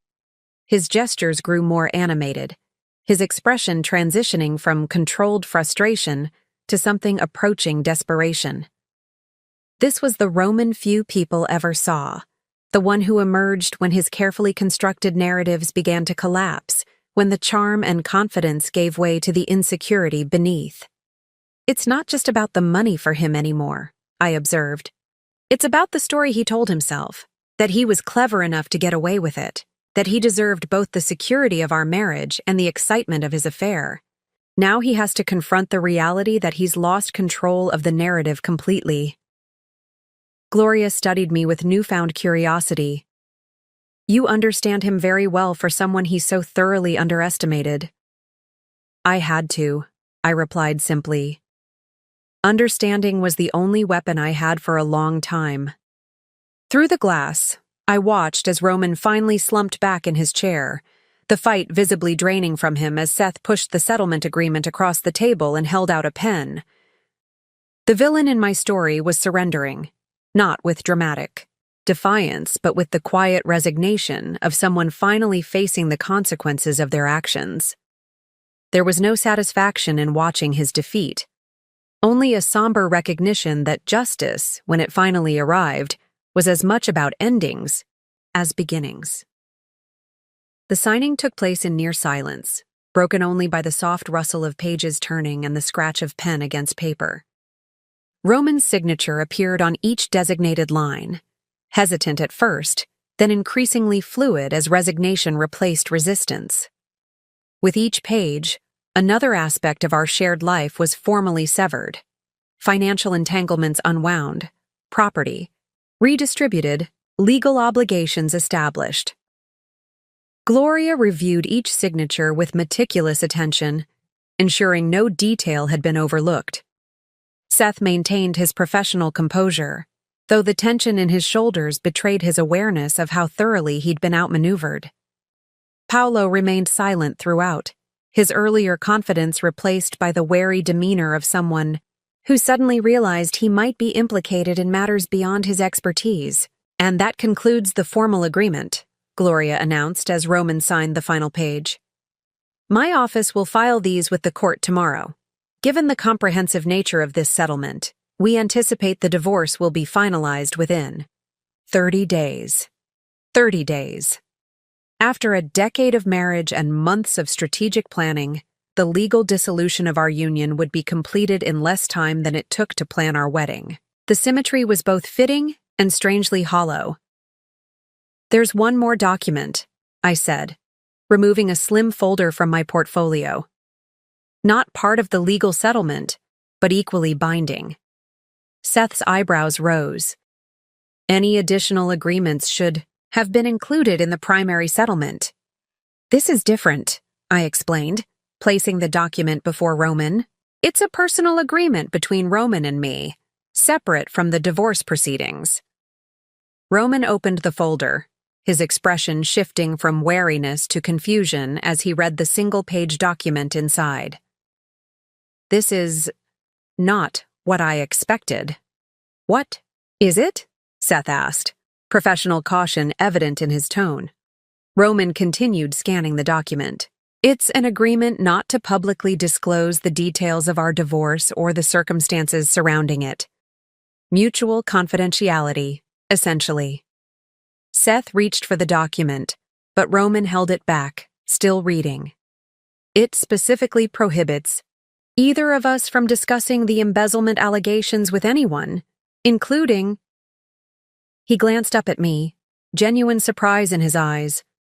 "Including potential employers or literary clients." I nodded. "As I told you last night, my goal isn't to destroy your life or career. The legal consequences of your financial decisions are between you and the authorities. But our personal history, that remains private." "Why?" The question seemed torn from him, a genuine inability to comprehend my motivation after months of calculated legal maneuvering. "Because public humiliation serves no purpose except revenge," I replied. "And revenge has never been my objective." Gloria watched this exchange with professional interest, having been briefed on the confidentiality agreement, but not its underlying motivation. Seth appeared increasingly confused, the proceedings diverging from the acrimonious scenario he had clearly anticipated. Roman studied me for a long moment before signing the agreement without further consultation. "Thank you," he said quietly, sliding the document back across the table. "Don't thank me," I replied. "This protects both of us. I have no more desire to become gossip fodder for the literary community than you do." With the final signature complete, a strange silence descended over the conference room, the moment we had all been building toward. Roman and Heidi with their secret plans, me with my evidence gathering, our respective attorneys with their legal strategies, had arrived and passed with anticlimactic efficiency. No dramatic confrontations, no last-minute revelations, just the systematic dismantling of a shared life through methodical documentation. "Well then," Gloria said, gathering the signed papers into a precisely organized stack, "I believe our business is concluded. Mr. Taylor, my office will be in contact if any issues arise during the filing process, but we don't anticipate any complications." Roman nodded, rising from his chair with the slightly disoriented air of someone emerging from a long illness. "Is there anything else I need to do? Paperwork or—" "No," Gloria replied. "The settlement covers all necessary details. You're free to collect your personal belongings from the house as outlined in Section 12, but otherwise, no further action is required on your part." Free? The word hung in the air, its meaning shifting depending on one's perspective. For Roman, it represented release from a marriage that had become a constraint. For me, freedom from the uncertainty and betrayal that had defined the past 3 years. Neither interpretation felt particularly triumphant in this moment. We exited the conference room together, an awkward quartet moving through the reception area toward the elevators. Josie handed me a discreet envelope, a copy of all signed documents, with a sympathetic smile that momentarily cracked my professional composure. Her small kindness, offered without obligation, contrasted sharply with the calculated transactions that had dominated the morning. As we reached the elevator bank, Seth and Paolo stepped aside for a final consultation with Roman. The muted urgency of their conversation suggested they were already strategizing how to manage the professional fallout from the financial revelations. Roman's career wouldn't be destroyed. Talented literary agents rarely faced permanent exile, even after significant scandals, but his reputation would require careful rehabilitation. "You did well," Gloria murmured, standing beside me as we waited for the next elevator. Many clients lose their resolve in the final moments, let emotion override strategy. "You maintained focus throughout." "I had excellent guidance," I replied, grateful for her steady presence throughout this ordeal. The elevator arrived with a soft chime, empty except for a young couple holding hands, their matching gold bands suggesting newlyweds. They moved aside to make room, smiling with the unconscious happiness of people who couldn't imagine their love ever transforming into the formal dissolution we had just completed. I offered a polite smile in return, wondering if they could sense the weight of the documents in my bag, the finality of signatures still drying on heavyweight legal paper. Roman concluded his conversation and joined us in the elevator, maintaining a careful distance. The doors closed, sealing us into a temporary intimacy that felt both foreign and achingly familiar. We had shared countless elevator rides during our marriage, heading to dinner parties, returning from vacations, coming home from literary events where we'd played our roles as the perfect professional couple. Now we stood as near strangers, connected only by legal documents and fading memories. As the elevator descended, I caught Roman's reflection in the polished metal doors. He looked older, the confident facade stripped away to reveal the uncertainty beneath. For a brief moment, our eyes met in the reflection, and I glimpsed something that might have been regret, or perhaps simple acknowledgement of all that had been lost, not just between us, but within ourselves. The elevator reached the ground floor, doors opening to release us into our separate futures. The fallout was just beginning, but for the first time in months, I felt the possibility of moving forward unburdened by the weight of betrayal and deception. Whatever came next would be entirely my own, my choices, my consequences, my story to write. The house was achingly quiet when I returned.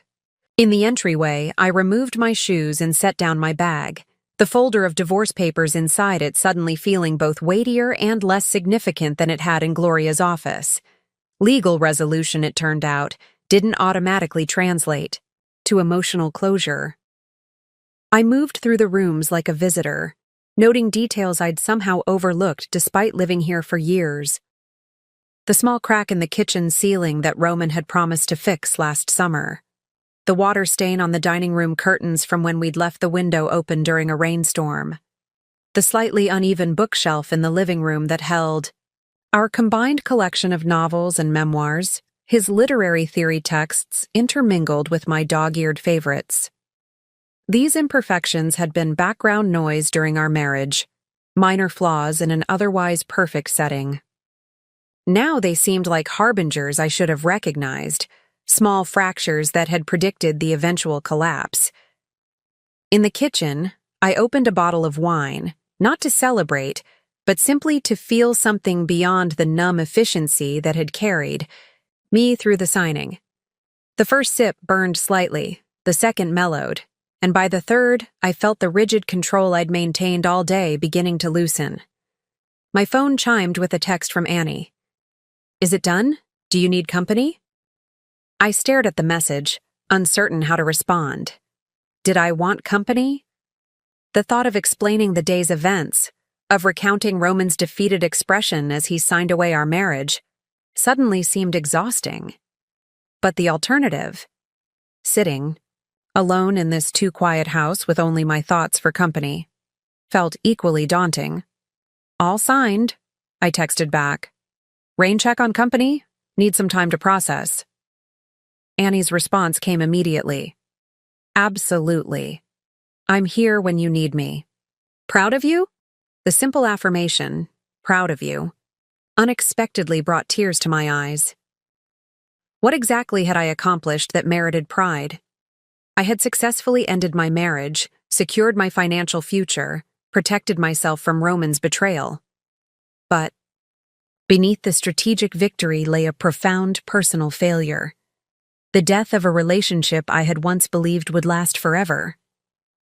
I carried my wine into the office, settling at my desk where my laptop waited, the manuscript of my new novel glowing on the screen. Last night, after Roman had gone to bed, I had written nearly 2,000 words, channeling the anticipatory tension of our confrontation into my protagonist's own moment of revelation. The writing had flowed easily then, fueled by nervous energy and the certainty of imminent change. Now, reading those words, I recognized something hollow in them, a performative strength that rang false, a too neat resolution to complex emotional wounds. I highlighted the entire section and deleted it, watching the cursor blink in the empty space left behind. Truth, I realized, was messier than fiction. In novels, betrayal led to dramatic confrontations, followed by empowering independence or passionate reunions. Reality offered no such narrative satisfaction, just paperwork, polite legal language, and the disorienting absence of a future you had once taken for granted. The doorbell rang, startling me from my thoughts. I glanced at the clock. Nearly 8 in the evening, too late for normal visitors. A spike of anxiety shot through me. Had Roman returned already to collect his things? I wasn't prepared for another encounter, not with my carefully constructed composure beginning to crack. I approached the door cautiously, peering through the peephole to find not Roman, but Lillian, my sister, holding what appeared to be a takeout bag from my favorite Thai restaurant. Relief washed over me as I opened the door. "Before you send me away," she said, stepping inside without waiting for an invitation, "Annie didn't send me. I just figured you might need food and sisterly support. If I'm wrong, I'll leave the pad thai and go." The simple kindness of her presumption that I would need nourishment and company on this of all days broke something loose inside me. Without warning, the tears I had suppressed throughout the legal proceedings, the controlled confrontation, the formal signing, spilled over. "Oh, honey," Lillian murmured, setting down the food and wrapping her arms around me. "Let it out. You've been strong long enough." And I did, sobbing against my sister's shoulder with an abandon I hadn't permitted myself in months. I cried not just for the end of my marriage, but for the woman I had been at its beginning. Hopeful, trusting, certain that love was something that could be counted on. I cried for the years spent with a man who had been creating a separate life, right under my nose, for the humiliation of discovering his betrayal, for the cold, strategic person I had become in response.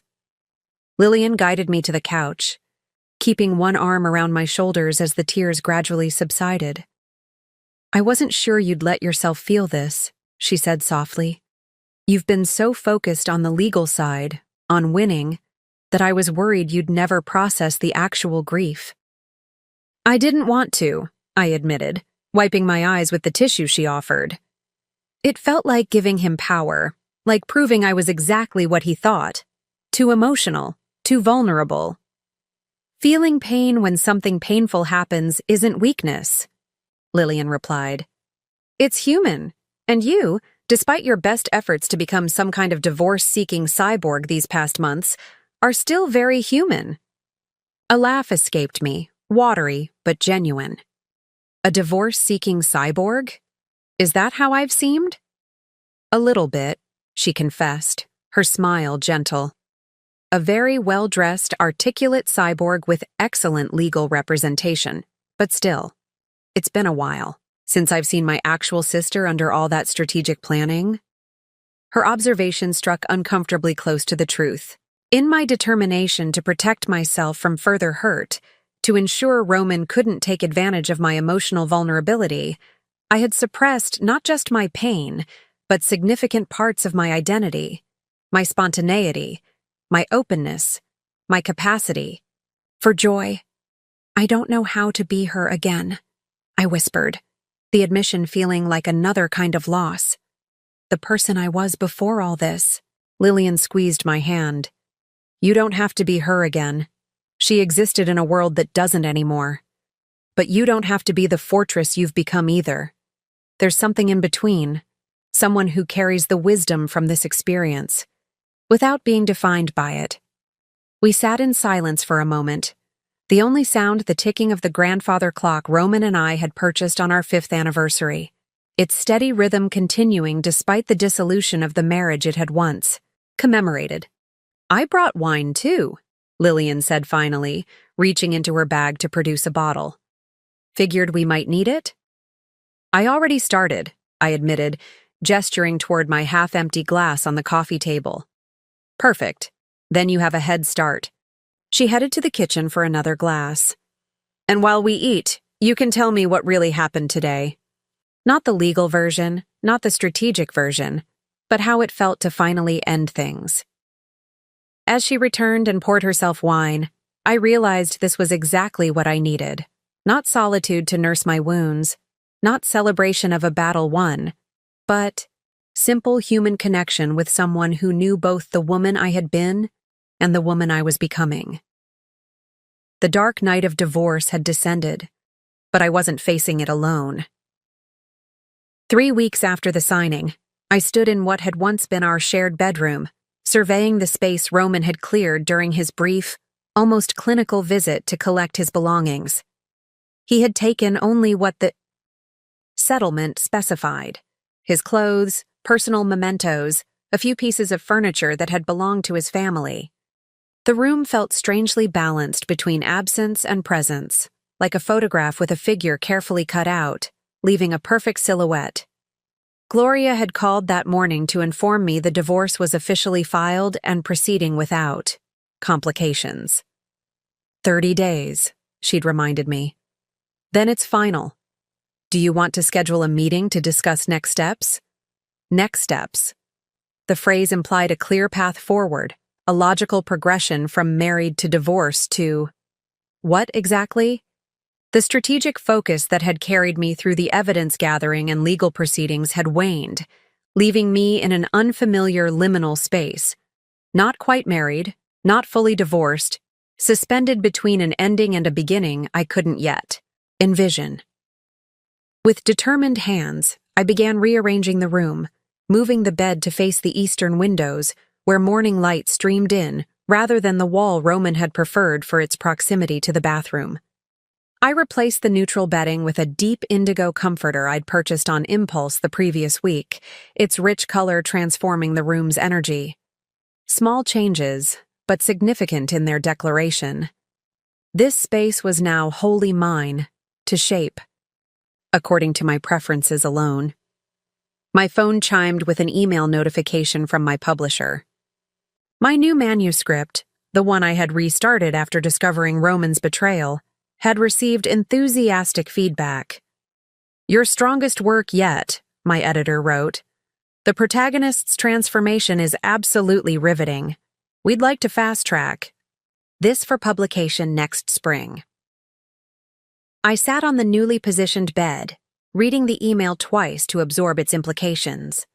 The book I had written in the darkest period of my marriage, during hours stolen between evidence gathering and legal consultations, was being celebrated as my most powerful work. There was a profound irony in that my creative voice had strengthened even as my personal life unraveled. The doorbell rang, interrupting my contemplation. Through the peephole, I saw Annie on my porch, holding a plant in one hand and what appeared to be a folder in the other. I opened the door, greeting her with genuine warmth. "Housewarming gift," she announced, thrusting the potted fiddle leaf fig toward me. "I know it's technically not a new house, but it's a new chapter, which deserves some ceremonial foliage." I laughed, accepting the plant. Thank you, though fair warning, my track record with houseplants isn't stellar. This one's nearly indestructible, she assured me, following me inside. Like its new owner. We settled in the living room, where subtle changes reflected my ongoing reclamation of the space. Roman's academic tomes replaced by art books I'd always wanted to display. His austere lamp exchanged for a warmer, more eclectic piece I'd found. At a local gallery. The place feels different, Annie observed, glancing around. Lighter somehow. I'm making changes gradually, I explained. Feels less overwhelming that way. She nodded, then placed the folder she'd been carrying on the coffee table. That's actually related to why I'm here. I have a proposition for you. I raised an eyebrow, intrigued. Annie wasn't usually one for mysterious propositions. I'm listening. I've been thinking about what you said last week, about feeling untethered, about needing something beyond just not being married to Roman to define this next phase. She opened the folder, revealing property listings. What if that something was a complete change of scenery? I leafed through the printouts, charming cottages and sophisticated apartments in a coastal town about 2 hours north. Are you suggesting I move? I'm suggesting you consider it, she clarified. This house, for all your redecorating, still holds the history of your marriage. Maybe a fresh space would help you figure out who you want to be now. The suggestion caught me off guard, not because it was unwelcome, but because it represented a step beyond what I'd allowed myself to contemplate. My focus had been so intensely trained on ending my marriage that I had given relatively little thought to what would follow. Divorce had been the destination. Anything beyond it remained hazy and undefined. I don't know, I said finally. The house is familiar, safe in its way. Safe isn't always best, Annie replied gently. Sometimes it's just stagnant. Her observation struck a nerve, reminiscent of my sister's assessment weeks earlier. Had I exchanged one form of self-protection for another? First becoming the strategic collector of evidence, now the cautious renovator of familiar spaces? There's something else, Annie continued, retrieving a brochure from the back of the folder. The university there has a creative writing program. They're looking for a visiting professor for the spring semester. I showed the department chair your background, and she's extremely interested. I stared at the brochure, possibilities unfolding like petals in my mind. Teaching had always been a distant ambition, something I'd considered for someday when the demands of my own writing allowed. The timing seemed almost too perfect. This feels suspiciously well-researched, I said, studying Annie with narrowed eyes. How long have you been planning this? She had the grace to look slightly embarrassed. Since about a week after you discovered Roman's affair. I knew eventually you'd need an exit strategy, not just from the marriage, but from the life that contained it. The realization that Annie had been planning for my future while I was still grappling with my disintegrating present brought a rush of emotion. While I had been focused on legal maneuvers and financial protections, she had been envisioning possibilities for my happiness beyond divorce.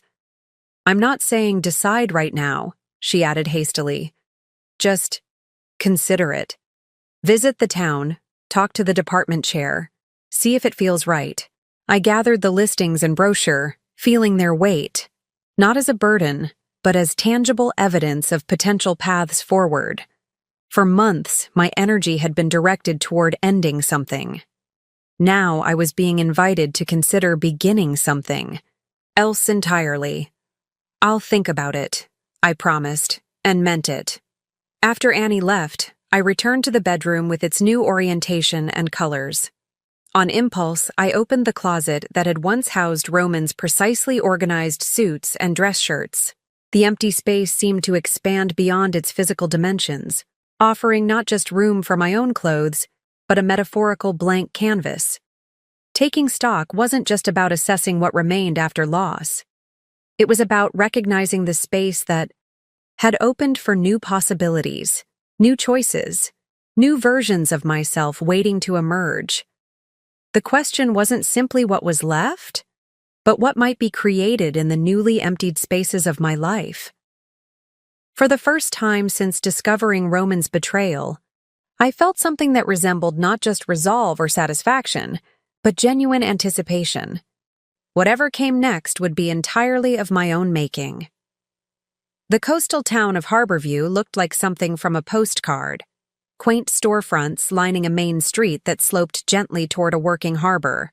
Restored Victorian homes perched on hills overlooking the water, and everywhere the crisp scent of salt air mingling with the earthy aroma of autumn leaves. I had taken Annie's suggestion and scheduled a weekend visit, combining an interview with the university's English department and viewings of potential properties. The department chair, Dr. Vivian Chen, met me at a coffee shop near campus, her enthusiasm for my work immediately evident. "Your novels have been on my contemporary fiction syllabus for years," she said, stirring honey into her tea. "The way you explore transformation through crisis resonates powerfully with students." I smiled, both flattered and slightly disoriented. By her academic analysis of themes I had written largely from intuition rather than theory. "Thank you, though I admit the transformation through crisis in my recent work comes from rather personal experience." "The best writing usually does," she replied with knowing eyes. "That's what makes the visiting professor position so valuable for our students, learning from writers who are actively engaged with their craft, whose work emerges from lived experience, rather than purely theoretical approaches." The position she outlined seemed almost tailor-made for my circumstances. A light teaching load of 2 seminars per week, no committee responsibilities, and ample time to continue my own writing. The spring semester would begin in January, just weeks after my divorce became final. "We don't need your decision today," Dr. Chen assured me as we parted. "But I hope you'll consider it seriously. Fresh perspectives are invaluable in academic settings, especially from writers at pivotal moments in their creative development." Pivotal moments. The phrase lingered as I met with a real estate agent later that afternoon, touring a series of properties that Annie had pre-selected. The first 2 were pleasant but unremarkable: a modern condo near the university, a small ranch house in a quiet neighborhood. The third, however, caught my attention immediately. Set on a bluff overlooking the harbor, the cottage was smaller than my current home, but possessed a character entirely its own. Wide windows capturing ocean views, built-in, bookshelves lining the living room walls, a kitchen with vintage charm updated with modern appliances. Most compelling was the sunroom at the back, its 3 glass walls creating a perfect writing space bathed in natural light. The previous owner was a marine biologist, the agent explained as I stood in the sunroom, imagining my laptop on the built-in desk, my reference books arranged on nearby shelves. She used this as her study for nearly 30 years before retiring to be closer to her grandchildren. 30 years of dedicated work in this light-filled space.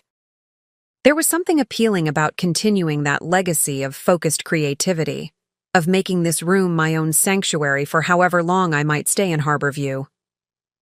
"It's available for rent with an option to buy," the agent continued. "The owner wants someone who will appreciate the property's unique character." I ran my hand along the smooth wooden surface of the desk, feeling an unexpected sense of rightness. "I'd like to apply," I heard myself say, "for the rental, with the option to consider purchase later." The agent's smile brightened. "Wonderful. I had a feeling this would be the one. It has a certain energy that seems to match what you described wanting." By Sunday evening, my application had been approved, the teaching position formally offered, and a tentative timeline established for my transition to Harborview. Driving back to the city, I felt a curious blend of excitement and apprehension, the natural response to change, even change one has chosen. The house was quiet when I returned, Roman's absence now familiar rather than jarring. I moved through the rooms with fresh eyes, seeing not just the spaces we had shared but the life those spaces had contained, the dinner parties we'd hosted, the Sunday mornings reading separate sections of the newspaper, the quiet evenings when we'd worked side by side, me on my manuscripts, Roman on his client submissions. Not all of it had been false. That was the complex truth I was finally allowing myself to acknowledge. There had been genuine connection, authentic joy, real partnership, at least in the beginning. Roman's betrayal hadn't erased those truths. It had merely revealed that they were insufficient to sustain what followed. In the office, I began organizing my writing materials, sorting reference books and research notes into categories for packing.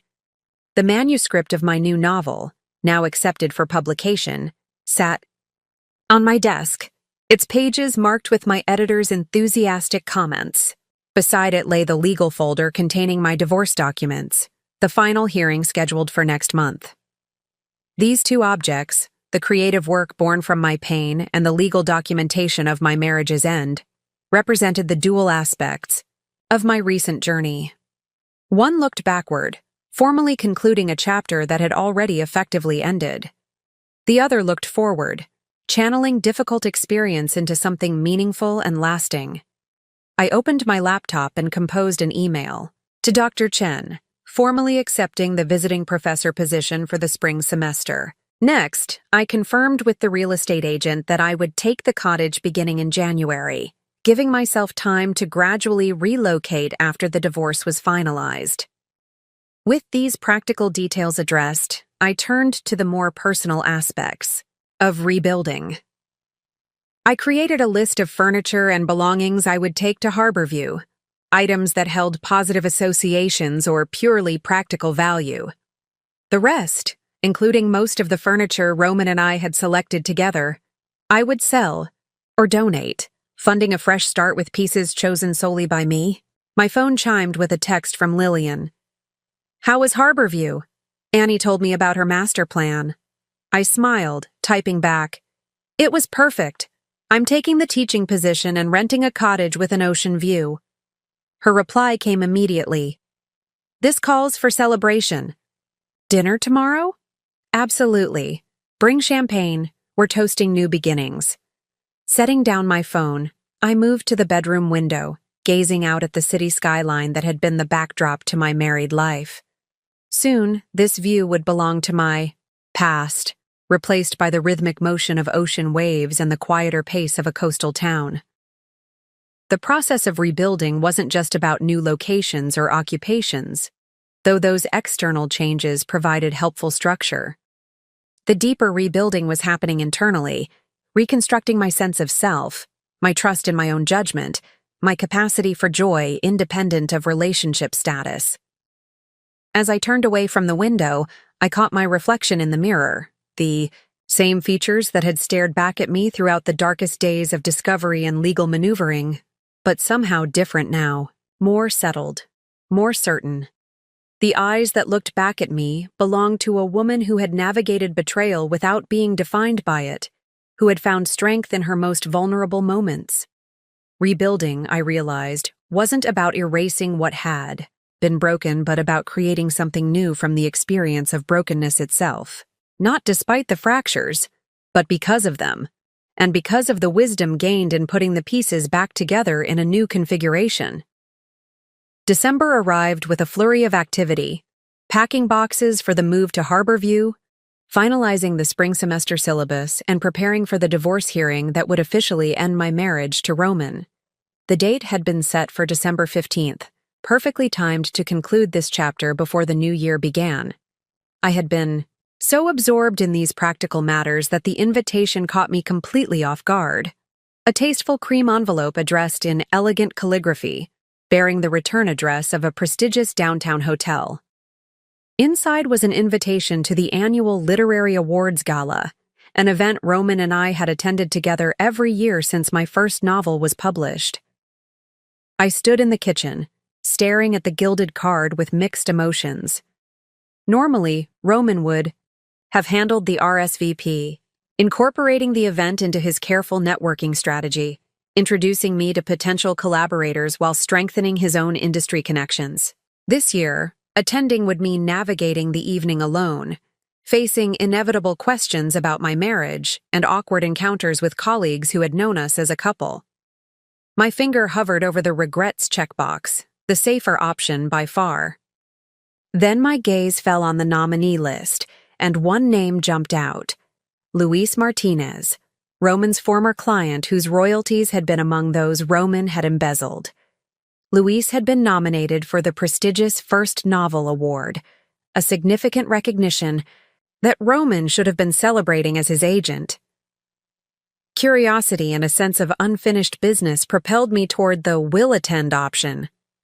Before I could reconsider, I checked the box, wrote my name alone on the response card, and slipped it into the mail. The night of the gala arrived crisp and clear, stars visible even through the city's ambient light. I chose my outfit with deliberate care, not the typical literary cocktail dress I would have worn in previous years, but a sleek jumpsuit in deep emerald that Annie had helped me select, paired with a vintage Art Deco necklace that had belonged to my grandmother. Nothing Roman had ever seen, nothing that evoked our shared past. The hotel ballroom was already crowded when I arrived, literary luminaries and industry professionals mingling over champagne and elaborate hors d'oeuvres. I accepted a glass from a passing waiter and surveyed the room, mentally preparing for the inevitability of encountering familiar faces. "There she is," a warm voice called from nearby. I turned to find Archer Williams, a best-selling thriller writer whose work I had always admired. "I was hoping you'd be here." His genuine welcome eased some of my tension. "Wouldn't miss it," I replied, accepting his friendly embrace. "Congratulations on your nomination. The new book is extraordinary." "Coming from you, that means something," he said. "Listen, I've been meaning to reach out. I heard about the situation with Roman and the agency. Several of us have moved to new representation, and I wanted you to know it wasn't just about the financial issues." I nodded, appreciating his discretion in a public setting. "Thank you. It's been a complicated time."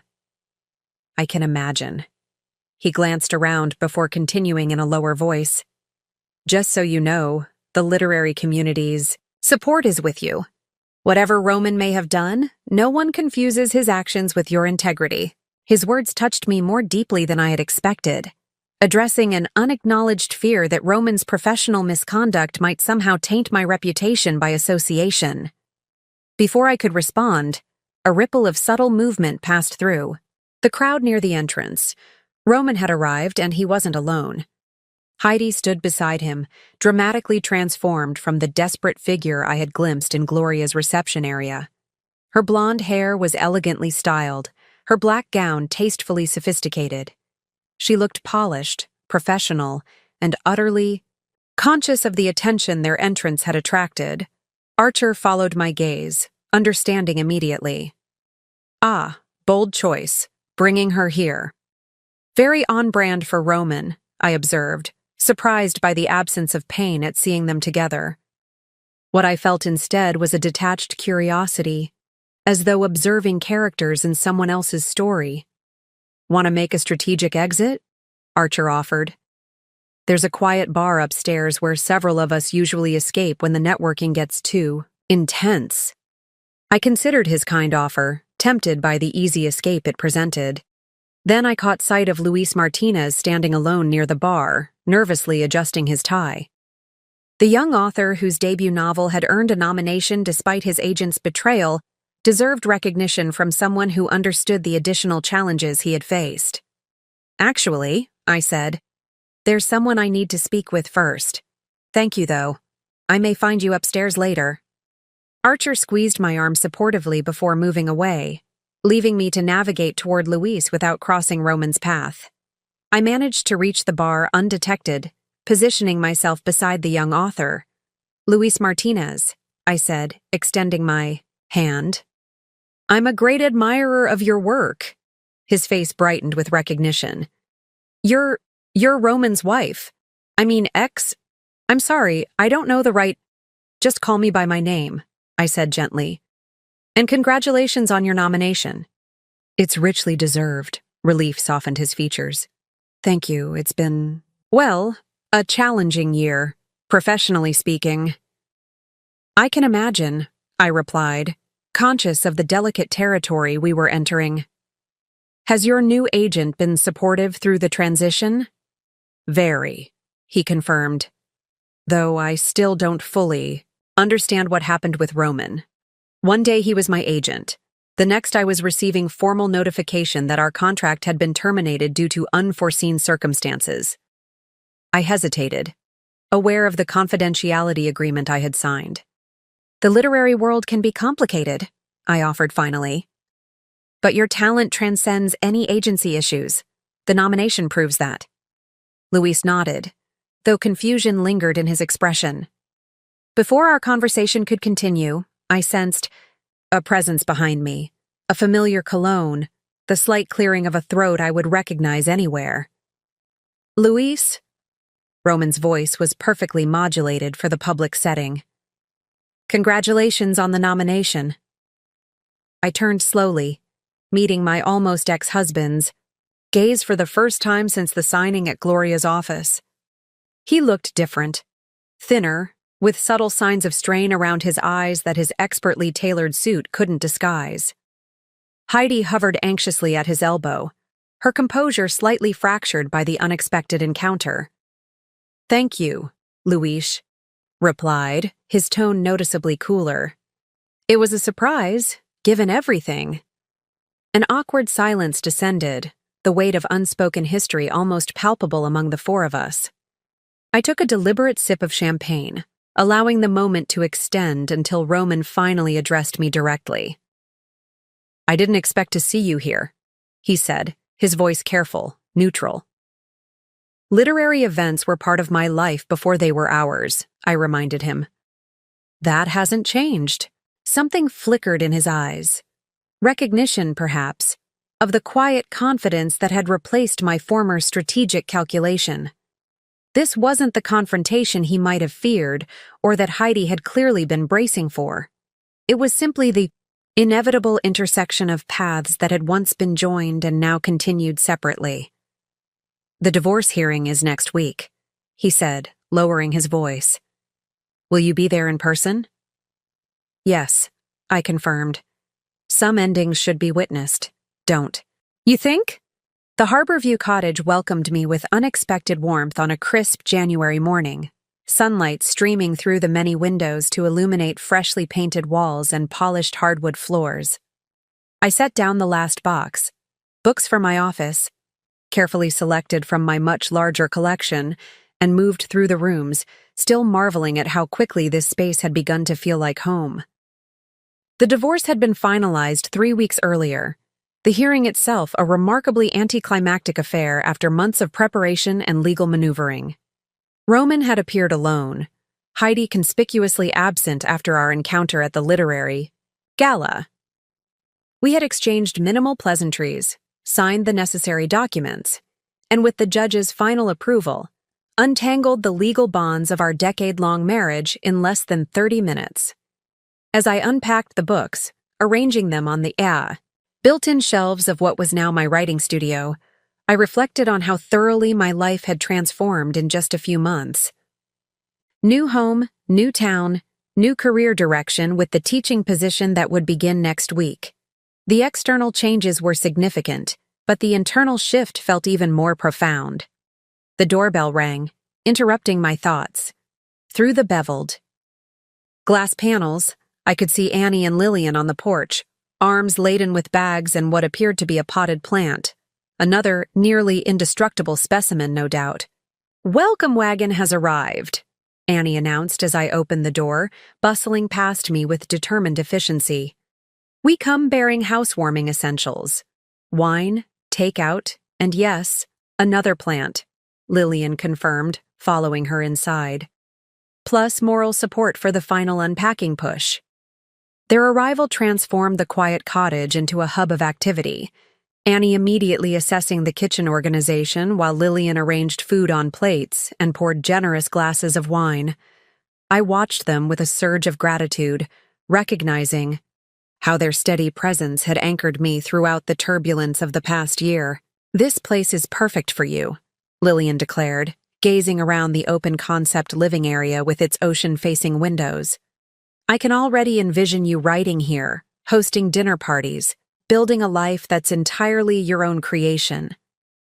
"That's the plan," I agreed, accepting the wine she offered. "Though I'm starting small, mastering the faculty coffee machine before attempting dinner parties." Annie emerged from the kitchen, having apparently reorganized my cabinets to her satisfaction. "Speaking of faculty life, have you met any interesting colleagues yet? Potential friends? Eligible professors with literary inclinations and no history of embezzlement?" I laughed, appreciating her characteristic bluntness. "I've attended exactly one departmental meeting and a welcome lunch. So far, everyone seems perfectly nice and refreshingly uninterested in my personal life." "Boring," Annie pronounced, helping herself to spring rolls. "But probably healthy." We settled around the small dining table, the familiar rhythm of our conversation a comforting constant amid so much change. They updated me on city happenings, mutual friends, neighborhood developments, the closing of our favorite bakery and opening of a promising new one. News that would have been part of my daily life just weeks ago now reached me as dispatches from a world I was no longer fully part of. "Have you heard anything about Roman?" Lillian asked eventually, her tone careful. "Not that you need to know, but just in case you were wondering." I hesitated, realizing I hadn't thought about Roman in several days, a small victory in itself. "Nothing recently. Last I heard, he was working with a lawyer on the embezzlement charges, negotiating some kind of settlement with the authors involved." "And Heidi? Still in the picture?" Annie inquired, never one to shy away from uncomfortable questions. "I believe so, though their grand plans for a fresh start have probably been complicated by Roman's legal and financial situation." I was surprised by how little curiosity I felt about the details of their relationship. "Honestly, it feels like a story I read once rather than lived through." "That's called healing," Lillian observed with a gentle smile. "When your own past starts to feel like someone else's story." After dinner, Annie insisted on hanging the artwork I had brought, carefully selected pieces that held positive memories or had been acquired since the separation. Lillian helped me arrange the bedroom, transforming the generic rental space into a personal sanctuary with new bedding, carefully placed photographs, and the soft lighting I preferred. By the time they left, promising to visit again soon, the cottage had undergone a subtle but significant transformation. It wasn't just a well-appointed rental anymore. It had become unmistakably mine, filled with objects I had chosen, arranged according to my preferences, designed to support the life I was creating rather than preserving echoes of what had been lost. Alone again, I wandered through the rooms, pausing at the windows to watch moonlight silvering the harbor below. The day's physical work had been satisfying, but I found myself drawn to the writing studio, where my laptop waited on the antique desk I'd discovered at a local shop. The manuscript of my next novel, begun in the aftermath of the divorce hearing, called to me with quiet insistence. I settled into the chair, the room illuminated only by a small lamp and the moonlight spilling through uncurtained windows. Unlike my previous novel, written in the crucible of betrayal and legal strategy, this work emerged from a different emotional landscape. Not the white-hot intensity of crisis, but the more nuanced territory of rebuilding. My protagonist, like me, had navigated significant loss, but the story wasn't about the dissolution of her former life. It focused instead on the delicate, courageous act of constructing something new, a narrative about beginning rather than ending, about the particular vulnerability and strength required to start again. As my fingers moved across the keyboard, words flowing with surprising ease, I recognized that I was no longer writing solely from pain or anger or the need to make sense of betrayal. I was writing from a place of hard-won wisdom, of compassion for both the woman I had been and the woman I was becoming. This was my new normal, not defined by Roman's absence or by what had been taken from me, but by what I was actively creating. The cottage with its ocean views and quiet rooms. The teaching position that would connect me to young writers just discovering their voices. The manuscript growing beneath my fingertips, telling a story that might someday offer others the same solace that writing it had given me. Outside, waves broke against the shoreline in rhythmic succession, a natural metronome marking the passage of time, the steady progression from one moment to the next. Within these walls, within myself, something was taking shape that belonged entirely to the future rather than the past. Not a replacement for what had been lost, but something wholly original, built from experience, choice, and the particular. Courage that comes from surviving what you once thought would destroy you. Spring arrived in Harborview with theatrical fanfare, cherry blossoms erupting along the main street, fishing boats freshly painted for the new season, and students emerging. From library hibernation to study on the sun-dappled campus lawn, I had settled into a rhythm that felt both novel and natural. Teaching Tuesday and Thursday mornings, writing in my Ocean View studio most afternoons, and gradually integrating myself into the small community that had welcomed me without question or excessive curiosity. My creative writing seminars had attracted an eclectic mix of students, earnest English majors with literary ambitions, science students seeking a creative outlet, and several older community members taking advantage of the university's audit program. Among the latter was Gloria, a retired judge in her 70s who shared my divorce attorney's name and similarly formidable intellect, though applied to poetry rather than legal strategy. "Professor," Gloria called, approaching me after class, one Thursday in early April. "I've been meaning to ask if you'd consider being a guest speaker at our Literary Society meeting next month. We're hosting a discussion on resilience narratives in contemporary fiction, and your work has been central to our conversations." I hesitated, still adjusting to being addressed as professor, despite nearly 3 months in the role.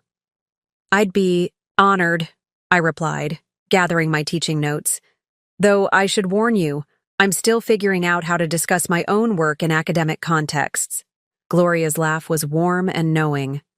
"That's precisely why we want you. Too many academic discussions remove the living, breathing author from the analysis. We're interested in the messy reality of creation, not just the polished theories about it." As we walked together toward the campus coffee shop, a post-seminar ritual I had established early in the semester, Gloria mentioned that the Literary Society included several published authors from the area, including a mystery writer whose work I had long admired. "Seth Adams lives here?" I asked, surprised to hear the nationally recognized author resided in our small coastal town. "For nearly 20 years, Gloria confirmed. "Keeps to himself mostly, but he's faithful about our monthly meetings. Says we keep him honest about his work." The name tugged at my memory, something familiar yet just out of reach. "I'd love to meet him. His latest mystery was brilliantly structured." Gloria smiled enigmatically. "I think you'll find you have more in common than just writing. He came to Harborview after a difficult divorce as well. Found his creative voice again here, much like you seem to be doing." The parallel struck me as both comforting and slightly unnerving, the idea that someone else had walked a similar path and found restoration in this same coastal sanctuary. Before I could question Gloria further, my phone chimed with an incoming call from my editor in New York. "I should take this," I apologized, stepping away to answer. The call brought unexpected news. My most recent novel, the one written during the discovery of Roman's betrayal and the subsequent divorce proceedings, had been shortlisted for the National Book Award. My editor's voice bubbled with excitement as she outlined the publicity plans, the fall ceremony. In New York, the significant boost this would bring to both sales and my literary standing. "We need you back in the city for a press lunch next month," she concluded. "Just a small gathering with key literary journalists. Your publisher is thrilled, absolutely over the moon about this recognition." I ended the call in a state of stunned disbelief, staring at the cherry blossoms fluttering against a perfectly blue sky. The news should have been purely joyful, the kind of professional validation every writer secretly hopes for, but it arrived with complicated undercurrents. Returning to the city, even briefly, meant potentially encountering Roman, navigating spaces we had once shared, revisiting a past I had worked so diligently to process and release. More disconcerting was the irony that my greatest professional achievement to date had emerged directly from my greatest personal pain. The novel that had caught the award committee's attention chronicled a woman's discovery of profound betrayal and her subsequent journey toward reclaiming her identity, fiction that paralleled my reality with only the thinnest veil of narrative, distance. Lost in these thoughts, I almost missed Gloria's approach, her expression concerned as she registered my distraction. "Good news or bad?" she asked, the directness that made her such an effective workshop participant evident in her question. "Complicated news," I replied honestly. "My novel's been shortlisted for a major award." Her face brightened. "That's wonderful, though your expression suggests there's more to the story." "The novel was written during my divorce," I explained, feeling a strange need to confide in this woman who had become both student and friend. It's difficult to celebrate work that came from such a painful place. Gloria considered this, her expression thoughtful. "My dear, the most significant blessings often arrive disguised as disasters. When my husband of 30 years left me for his dental hygienist, yes, a cliché, I'm aware, I thought my life was effectively over at 62. Instead, I finally wrote the poetry I had postponed for decades, traveled to countries I had only read about, and found a community that valued me for my mind rather than my role as someone's wife." She patted my arm gently. "Your pain produced art that resonates so deeply it's being recognized at the highest levels. That doesn't diminish the suffering you experienced, but it does transform it into something meaningful, not just for you, but for readers who find their own struggles reflected in your words." Her perspective shifted something in my thinking, offering a frame that acknowledged both the pain of my experience and the value of what had emerged from it. The award nomination wasn't a silver lining that somehow compensated for Roman's betrayal. Nothing could do that. But it represented something I had created entirely separate from him, a testament to my resilience rather than a reminder of my wounds. "Thank you," I said simply. "That helps." "Good," Gloria replied briskly. "Now, about that literary society meeting, I think May 15th would work perfectly. After your press lunch in the city but before the summer tourism season overwhelms us all. And I promise we're a gentler audience than your graduate seminar students." As we parted ways, I found myself smiling at the unexpected blessing of this new friendship, one that would never have entered my life had I remained in my marriage, in the city, in the carefully constructed identity I had maintained as Roman's wife. The award nomination was significant, yes, but equally valuable were these smaller gifts. Conversations that challenged my thinking, connections formed without the shadow of my past, and the gradual discovery that loss had cleared space for possibilities I couldn't have imagined in my previous life. The literary press lunch in New York felt like visiting a foreign country where I happened to speak the language. The landmarks were familiar: the Midtown restaurant where publishing deals were celebrated, the faces of editors and critics I had known for years, the particular rhythm of literary conversation with its careful balance of intellectual discourse and industry gossip. Yet I moved through this once familiar world as a visitor rather than a resident, observing with the slight detachment of someone who now belonged elsewhere. My editor, beaming with pride throughout the event, introduced me to influential critics and fellow nominees. Her most powerful work yet, she told anyone who would listen. A fearless exploration of betrayal and reinvention. I accepted congratulations with genuine gratitude while deflecting questions about the novel's autobiographical elements with practiced responses. Yes, I drew from personal experience. No, not every detail mirrored my life. Yes, Writing through difficult circumstances had been both challenging and cathartic.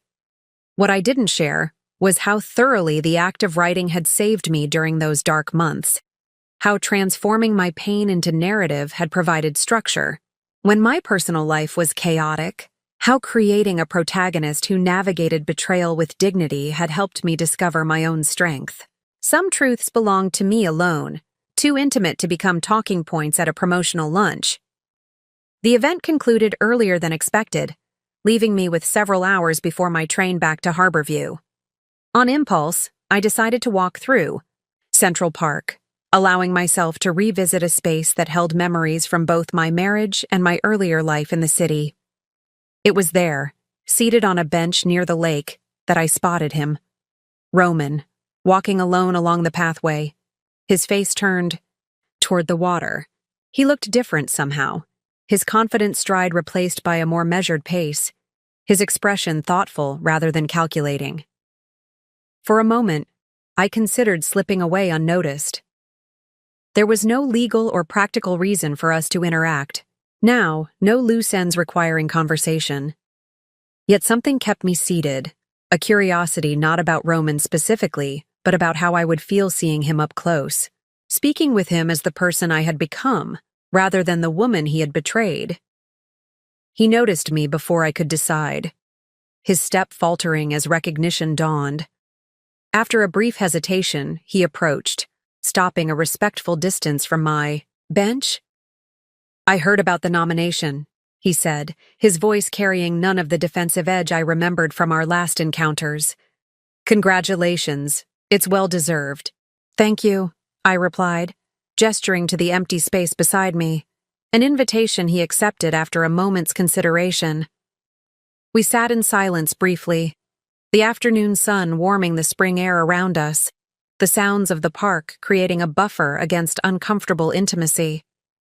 "How is Harborview?" he asked finally. "Annie mentioned you're teaching now." "It suits me," I answered, surprised by how easily I could discuss my new life with him. "The town, the teaching, all of it. I'm writing more consistently than I ever have."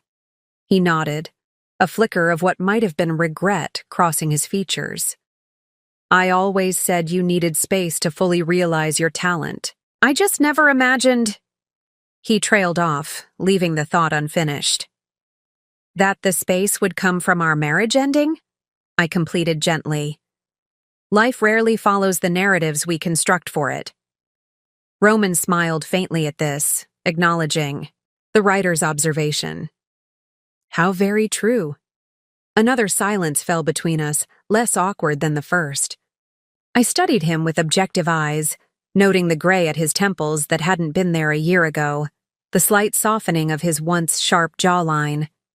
He had aged, as had I, but the change seemed more pronounced in him, as though the unraveling of his carefully constructed life had accelerated the physical evidence of time's passage.